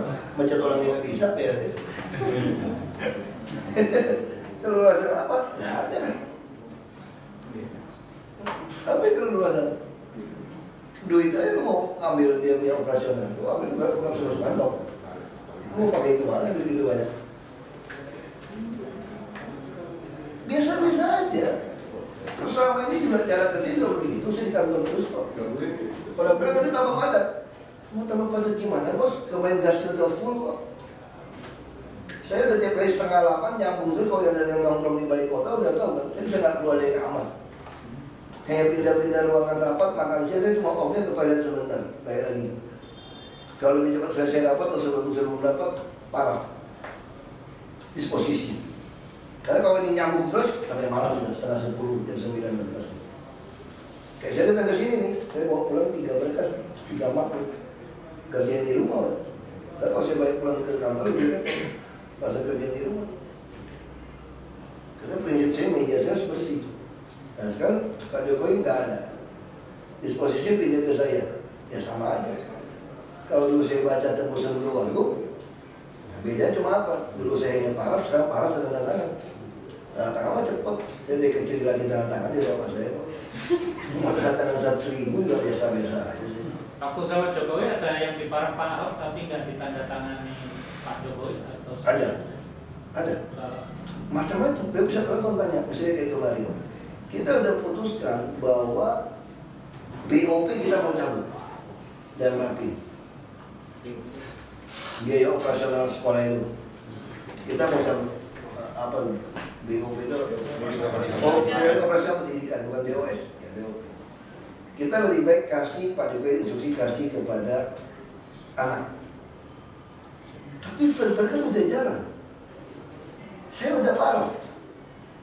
Baru tahunya pagi. Nah saya juga udah lupa, udah parah gitu banyak. Nah Pak Jokowi kalau dia belum suka, dia tangan dia masih telepon saya. Walaupun di bawah dia telepon, nggak pernah pakai telepon kantor, masih telepon handphone. Tadi pagi kita putusin BOP, kita mau hapus. Ini Pak Babu udah parah ini. Saya tanda tangan apa enggak? Wih jangan tanda tangan Pak, coret aja Pak, saya bilang Pak. Jadi kita putusin begitu, terjadi. Nah untuk kasus itu terjadi. Saya udah paraf duluan, kita baru udah ketemu pikir-pikir, ini nggak benar. Jadi kita berdua tukar pikiran, tapi itu udah jalan, dan kita juga lupa, itu ratusan ribuan permohonan hidup kita. Nah beliau udah tanda tangan, dia cek. Biasanya kalau beliau mau tanda tangan, dia ragu, dia cek ke telepon. Ini udah benar ya? Ini udah benar belum ya? Nah saya juga masih ingat, pernah tanda tangan, mungkin semua surat saya masih baca. Nah kalau beliau kasih ke saya, ya kontrolnya nggak ada berdua. Itu aja masalah. Kontrolnya di sekda. Kalau sekda mau nipu kita, kerjaan kita mati kita nih. Nah, saya harap sekda baru bisa betul masuk, bukan PRT. Nah itu aja kita mesti baca lebih teliti. Yang lain nggak ada. Kalau dibilang kegiatan, paling kegiatan lebih baik lempar kepada deputi. Karena saya udah nggak bisa nisip. Udah terlalu padat. Ya nggak ada bisa nisip lagi. Udah terlalu padat. Jadi nggak ada kerjaan. Dulu saya nganggur ya, kalau dulu saya bandera. Kalau dulu kan beliau baik keluar semua kantor kan ketemu orang lempar ke saya. Mau ketemu tubuh semua lempar ke saya, itu kan udah full, kayak bisa ini lagi. Apa komunikasinya Pak Jokowi punya waktu khusus atau? Waktu khusus. Ada waktu khusus. Tergantung biasa kalau Senin pagi pasti. Senin pagi pasti. Sebelum rapim atau Selasa sebelum TPUT. Dengan beliau kok bisa ngobrol hari kita. Makanya saya bilang kalau ngomong teman, padahal tanya sama saya, kamu lebih dekat sama Jokowi apa Prabowo? Jokowi. Saya kan tahu Pak Prabowo ngomong nggak sampai 3 kali. Kalau Jokowi saya yang bertiap hari, bisa telepon di rumah. Istrinya sama istri saya baik kayak saudara. Itu persoalan lain gitu ya. Itu sesuatu yang berbeda. Kita bisa ngomong, bisa telepon. Istrinya bisa bikin batik yang sama, coraknya sama dia. Bisa kembaran? Boleh dibutuhin Pak? Boleh. Bisa kembaran? Dia pulang dari Solo bisa kasih saya batik. Pak Jokowi udah pakai batik dulu. Pak Prabowo nggak bisa siapa apa Pak? Pak Prabowo baik. Kalau kan sama istri. Bukan. Dia sama aja kasih medali. Dia jadi letkol, kolonel sampai brigjen, Kopassus kepada anak saya. Saya datang ke rumah beliau bilang, ini medali cuma satu-satu. Saya pegang, anak kamu pegang. Tapi kan kalau ngomong jam ngomong kan beda. Kalau kamu tanya maksudnya kamu pengen siapa jadi presiden, saya pengen Prabowo jadi presiden. Jelas. Kenapa? Ya menurut saya yang lebih keras aja gitu kan. Di bawah Bapak ya? Yang lebih keras kan? Jangan pakai. Lebih keras aja kan. Kalau dari kemampuan memimpin manajerial dan sebagainya itu Bapak. Nah, saya kira tentara adalah sebuah sistem paling bagus. Pak Jokowi bukan nggak bisa mimpin. Dia hari ini kalau ada yang Jakarta bisa selesai semua, berarti dia bisa mimpin dong. Coba kan sekarang kita tinggal soal style aja. Kamu suka gaya yang mana? Kalau gaya Jokowi seperti apa Pak? Pak Jokowi kan lebih banyak sahabatnya, Nggak cocok. lebih banyak EU-nya kan. Pak ini boleh dikutip Pak? Ya silakan. Kalau tanya sama saya masih dukung Pak Prabowo. Kalau yang lebih dekat sama Jokowi, saya lebih dekat. Bapak lebih yakin mana kalau isu pemilihan Pak Prabowo dengan Pak Jokowi kemenangan kira-kira akan dari segi mana ini? Kamu saya dua-dua ada plus minus. Pak Jokowi nggak ada masalah, kan pertanyaan kita. Pak Yusuf Kala bisa seperti saya kan? Yang sadar undang-undang mengatur wakil itu bukan dua matahari kembar jadi satu matahari. Beda loh. Undang-undang hanya mengatur matahari hanya satu, bukan dua melebur jadi satu. Wakil presiden itu nggak ada wewenang. Sejak kapan wakil presiden ada wewenang, ada sekretariat yang lengkap? Sejak Gus Dur dan Megawati bangun Kesuo ciptakan Pak. Ada Gus Dur kondisi fisik. Dulu mana ada? Undang-undang itu nggak pernah atur. Wapres itu ya serep. Kasih masukan silakan, untuk kita dengarkan diskusi silakan. Presiden kasih ada wewenang silakan. Sama kayak wakil gubernur ada wewenang nggak ada. Nggak ada wewenang. Karena kan tugas wakil gubernur apa? Tugas kewajibannya apa? Membuat gubernur sukses. Itu aja. Serap kalau dia ada apa-apa dia nggak sanggup meneruskan. Itu jelas. Nah itu pertanyaan kita. Kita nggak tahu. Tapi Pak Jokowi tentu yakin dia punya keahlian itu oke gitu. Nah, kita nggak tahu kalau dia masih nggak enak. Kalau sama saya kan enak. Hubungannya dekat dan lebih mudah.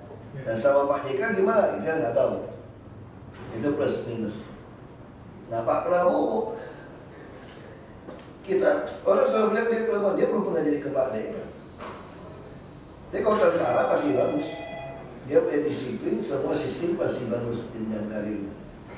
Nah dengan Hatta, kita yakin nggak bahwa ini tidak ada niat bisnis atau apapun? Saya nggak tahu.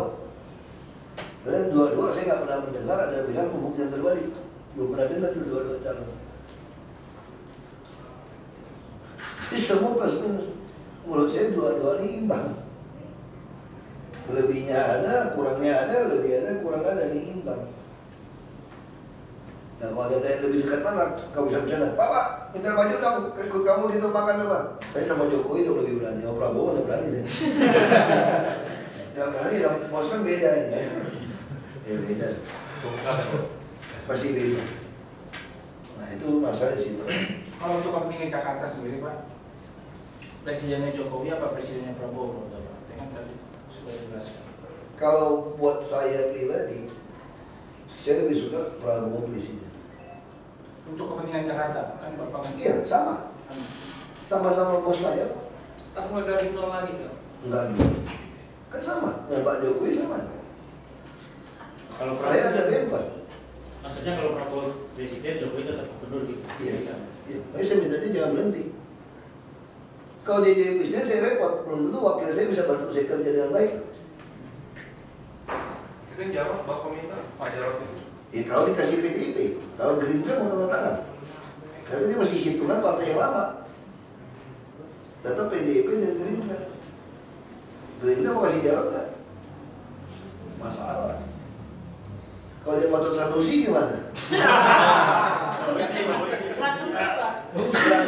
Saya nggak baik. Kita udah tahu masing-masing karakter. Bagi saya itu ini teori Abraham Lincoln.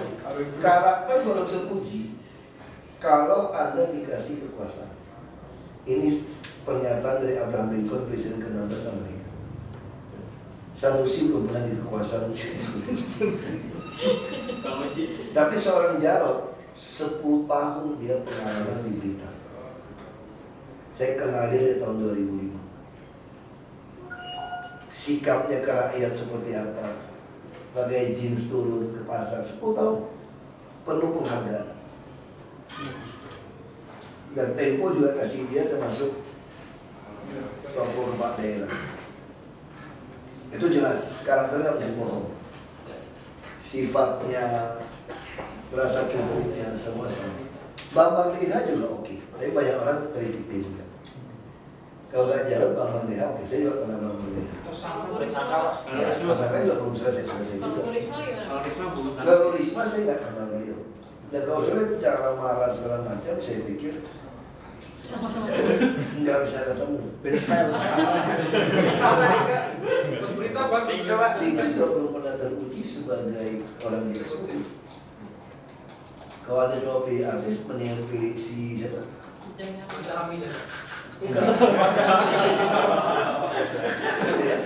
Pilih artis yang lebih cantik. Nah itu ya yang sastro tapi ya.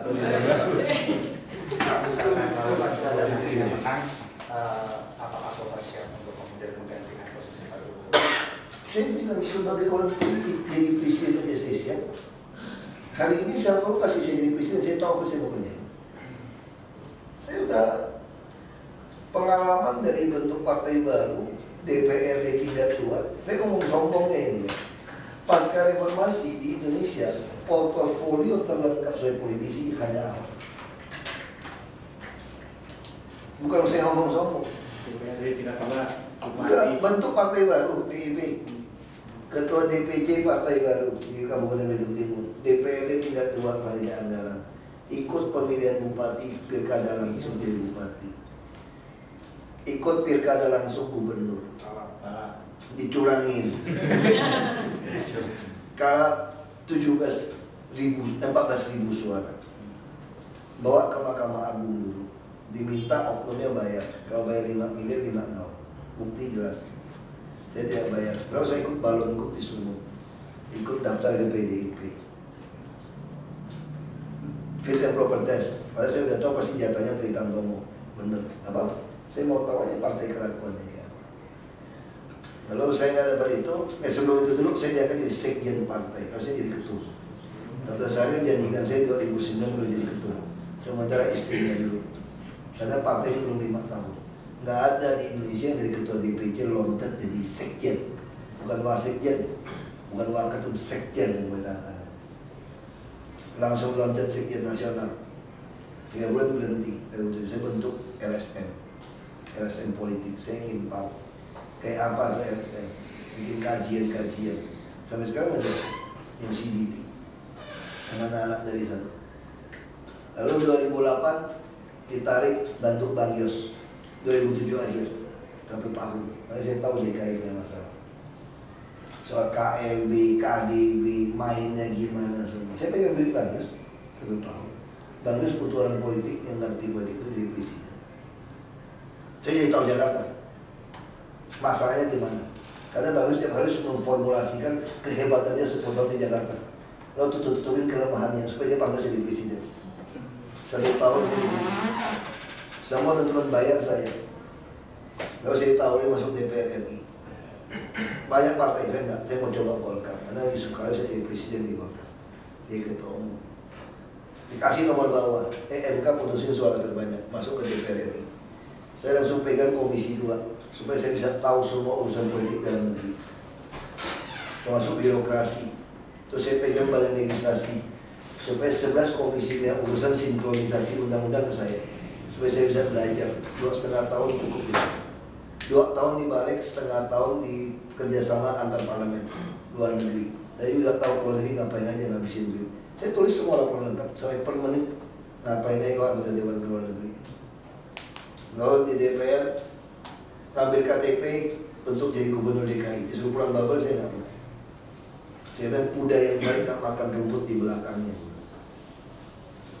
DKI nggak ada yang mau calonin kumpul KTP. Kumpul KTP bisa kumpul 100.000, tapi orang nipu beli.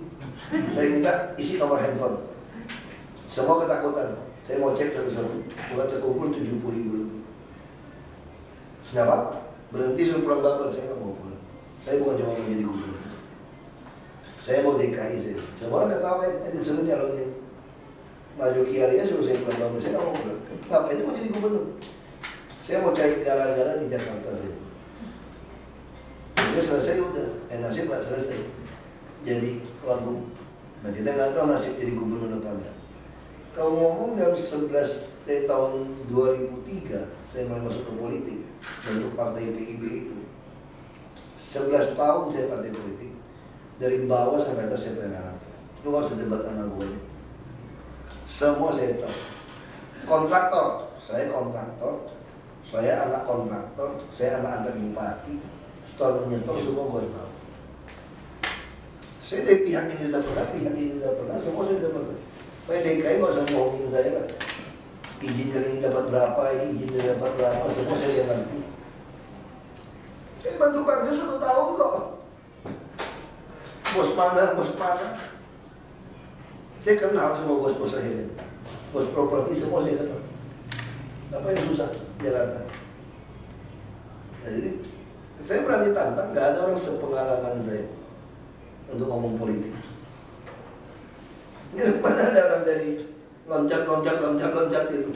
Orang bilang kamu nggak dapat apa-apa. Jadi DPR 7 bulan, tiap hari nonton, maksudnya dia baca. Semua sidang saya hadir. Ibu Bupati cuma 16 bulan, itu tahu apa? Oh sorry, 16 bulan saya bupati, ngalahkan Anda dari 10 tahun jadi bupati. Tahu nggak kenapa? Anda bolak-balik terus Jakarta, pergi pulang, datang pagi, pergi sore. Saya sebulan paling 2 kali, saya pun nggak pernah masuk istana. Diundang presiden kalau cuma nggak ada dialog, suruh asisten aja, gue rekam aja gue. Semua surat masuk saya baca. Semua surat masuk lewat meja saya. Saya mau tahu semua urusan. Mau jadi bupati. 16 bulan, kalahkan bupati 10 tahun, banyak bupati nggak kerja apa-apa. Karena surat semua disekda. Saya baca semua. Nah, sama kayak sekarang DKI ini. Semua surat saya baca. Kalau tebusan ke saya ya. Aku udah tahu. Terus saya di DPR Komisi 2 itu panitia aset negara, panitia sengketa tanah seluruh Indonesia, urus BPN. Aku udah tahu pola permainan tanah seperti itu. Komplit, saya bukan ngomong sombong, saya komplit. Tinggal presiden boleh. Yang mau nggak coba? Nah kita masih coba. Partai DPR gaji berapa Pak terima Pak? Saya udah tulis 1 tahun kira-kira 1,8 M di DKI. 1,8 M. Pak, tadi kalau Bapak sebut problemnya Jakarta, salah satu seperti bis harus ada hubungan dengan Kemenhub. Ya. Apakah hal yang sama terjadi di Surabaya? Apakah hal yang sama terjadi juga di Surabaya? Tergantung skala kotanya tidak sebesar di sini. Dengan kata lain, kalau Bapak mengambil kesempatan untuk menjadi wali kota atau gubernur Surabaya, Bapak bisa melakukan perubahan yang jauh lebih besar dari Jakarta. Saya mau jadi presiden untuk kontrol seluruh provinsi Indonesia. Kunci di presiden. Jadi dari sistem tata negara kita, makin tinggi jabatan Anda, maka Anda makin berkuasa. Kenapa Anda bisa kontrol? Anda kalau jadi gubernur Jawa Timur, Anda nggak bisa kontrol itu semua bupati mereka. Dari DPR. Kalau kita lihat Amerika, Pak, ada Washington DC, Ya. yang dikontrol oleh pemerintah pusat dan gubernur DC. Ya. Tapi buktinya orang lebih percaya New York daripada DC. Kalau Bapak mengambil langkah drastis Itu salah, karena itu negara bagian. Anda nggak bisa bandingkan apple to apple. Surabaya semua undang-undangnya tetap di NKRI. New York dengan Washington DC beda. Anda penduduk Washington DC saja nggak berhak milih. Anda nggak berhak milih. Makanya New York lebih tahu. Washington DC Anda nggak bisa milih. Anda begitu sukses pun jadi gubernur, mayor di Washington DC, penduduk yang begitu mencintai Anda nggak bisa pilih Anda jadi presiden. Kalau Anda jadi gubernur California, orang akan tahu beda. Karena Anda dipilih. Nah, kalau jadi presiden RI beda lagi. Kenapa? Semua APBD tanpa disetujui Mendagri nggak bisa dipakai. Mendagri siapa yang pilih? Risi.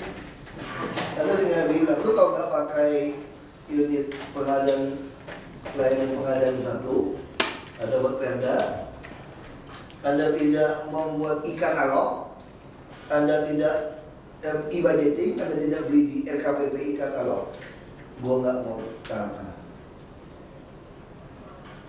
Dan presiden punya kontrol passwordnya semua, kapan dia lock. Berkuasa presiden. BIN nggak cek kelakuannya gimana sih, pulang malam kemana sih jalan. Panggil BPN, dicek semua saudara Anda, pembantu Anda, sopir Anda, semua saudara Anda, cek punya tanah di mana, BPN. Tanah, sertifikat, apartemen, rumahnya mana. Saya udah dapat, panggil di pajak, mau 4C, golongan 4C semua dilihat itu masih tanda tangan presiden. Mau bintang 1 semua presiden.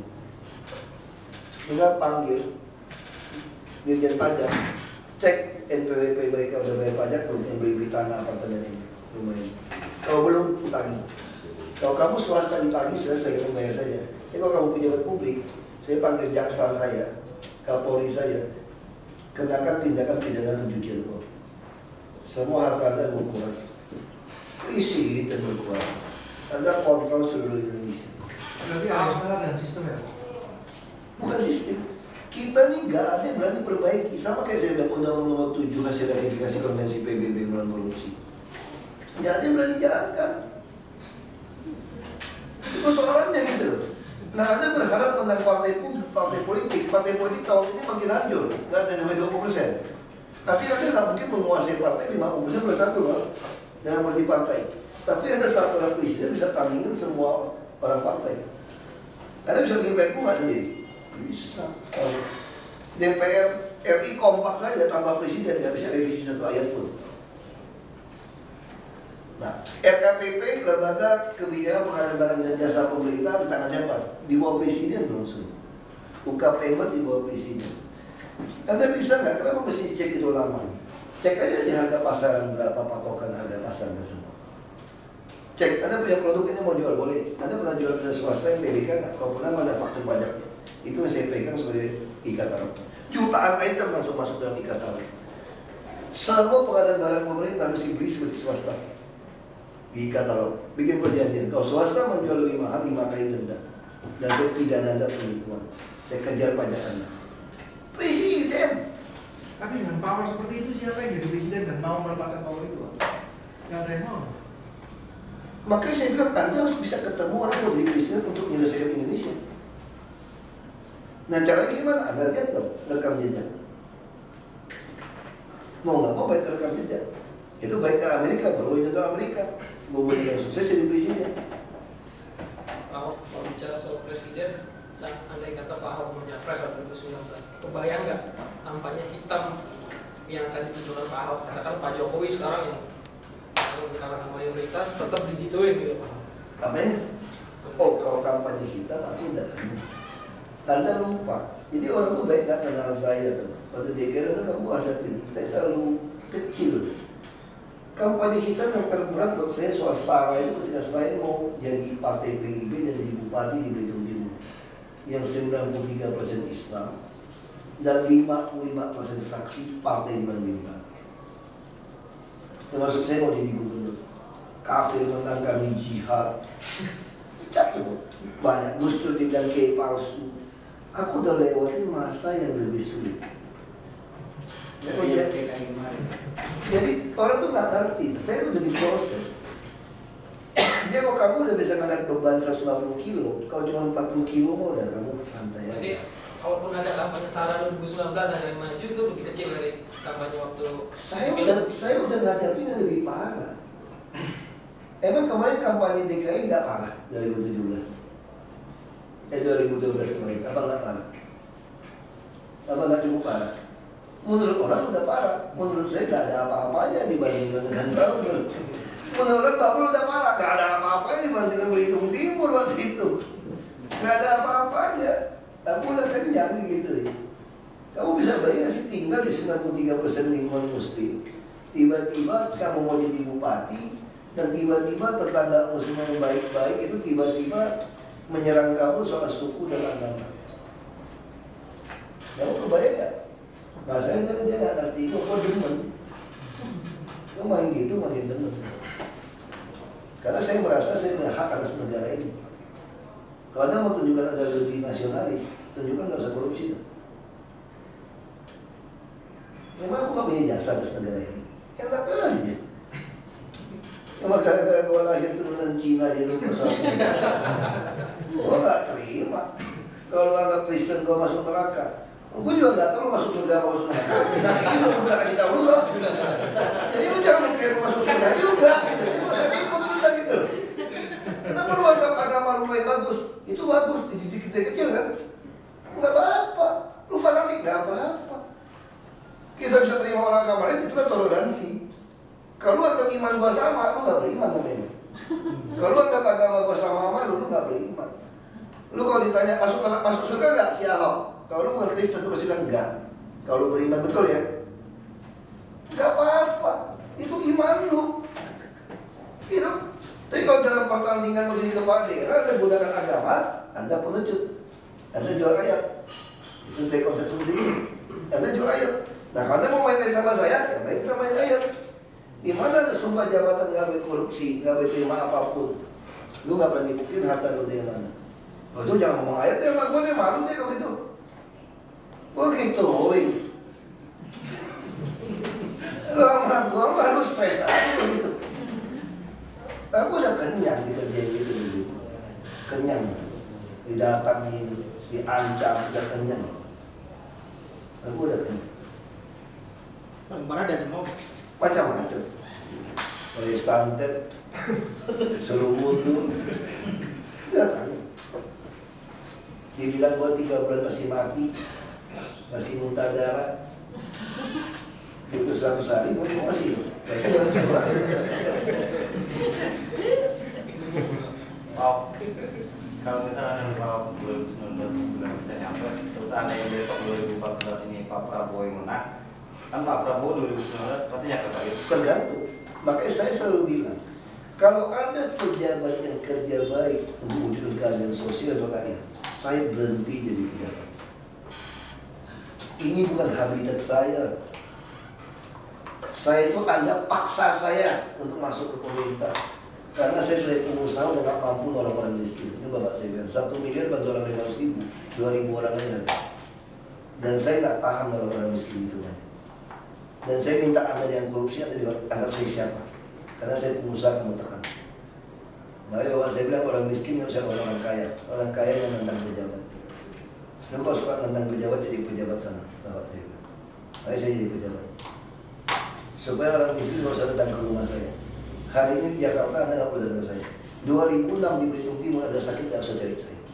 Selama Anda mau masuk puskesmas kelas 3, gue urusin. Sistem. Sekalipun Anda mengkafirkan saya, Anda tetap nikmatin.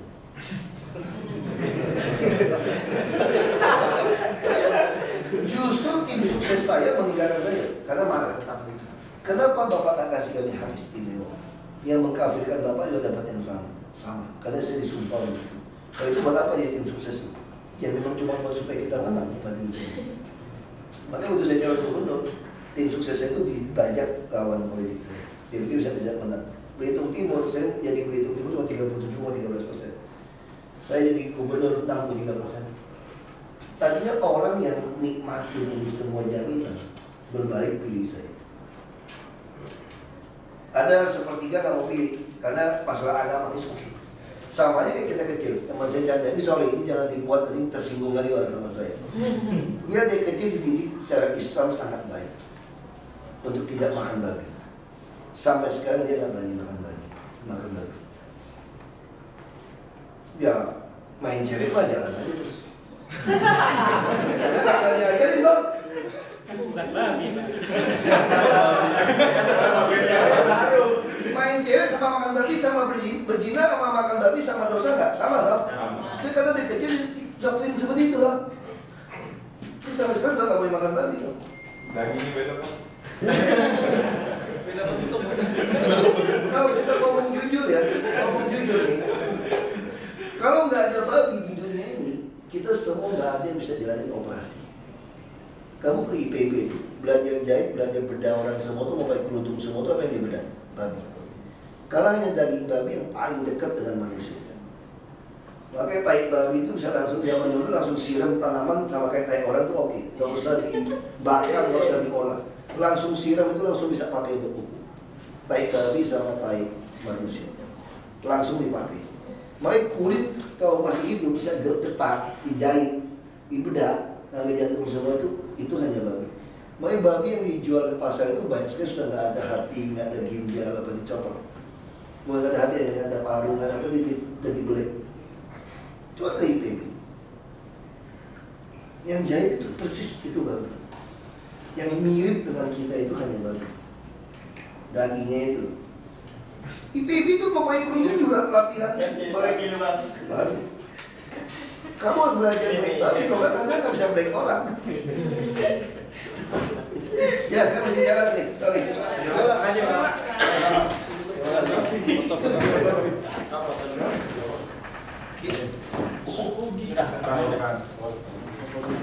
Ya. Terus gimana dong? Dagingnya beda. Tahap boleh sebelah sini. Ya, cek ya. Cek sebelah kiri, Bos. Pak, saya silakan. Ya, cek. Dah. Mau tanya sedikit. Banyak politisi yang mengeluangkan waktu luangnya untuk berkesenian. Kalau Pak Ahok sendiri seperti apa? Berkesenian, maksudnya apakah bermusik juga atau musik mungkin ngedengerin musik? Saya parah otak bagian musiknya Pak ya. Saya lebih banyak duduk termenung, nikmatin pohon. Tapi senang nggak dengan musik-musik, dengan apa? Dengan musik? Dengan radio Prampos ya. Klasik senang, dangdut juga senang. Tapi ada kecenderungan untuk menyukai salah satu pemusik atau salah satu musisi. Gitu. Tapi jenis lagunya tadi kenapa bisa? Tergantung lirik-liriknya. Ya nggak fanatik gitu lah. Tergantung liriknya ya. Waktu kuliah dulu Iwan Fals suka gitu aja. Oke, tapi Pak, kalau boleh tahu melihat perkembangan dunia hiburan di mata seorang Ahok sendiri di Indonesia sendiri seperti apa Pak? Film mungkin musik? Saya kira sekarang jauh lebih berkembang ya, karena kan teknologi YouTube apa dulu zaman kita mana, zaman saya mana. Jadi sekarang jauh lebih baik, lebih gampang untuk dapat informasi. TV aja channel begitu banyak, resolusi TV juga begitu baik, ya kan? Wifi juga itu cepat. Oke, terima kasih. Ya, terima kasih Pak.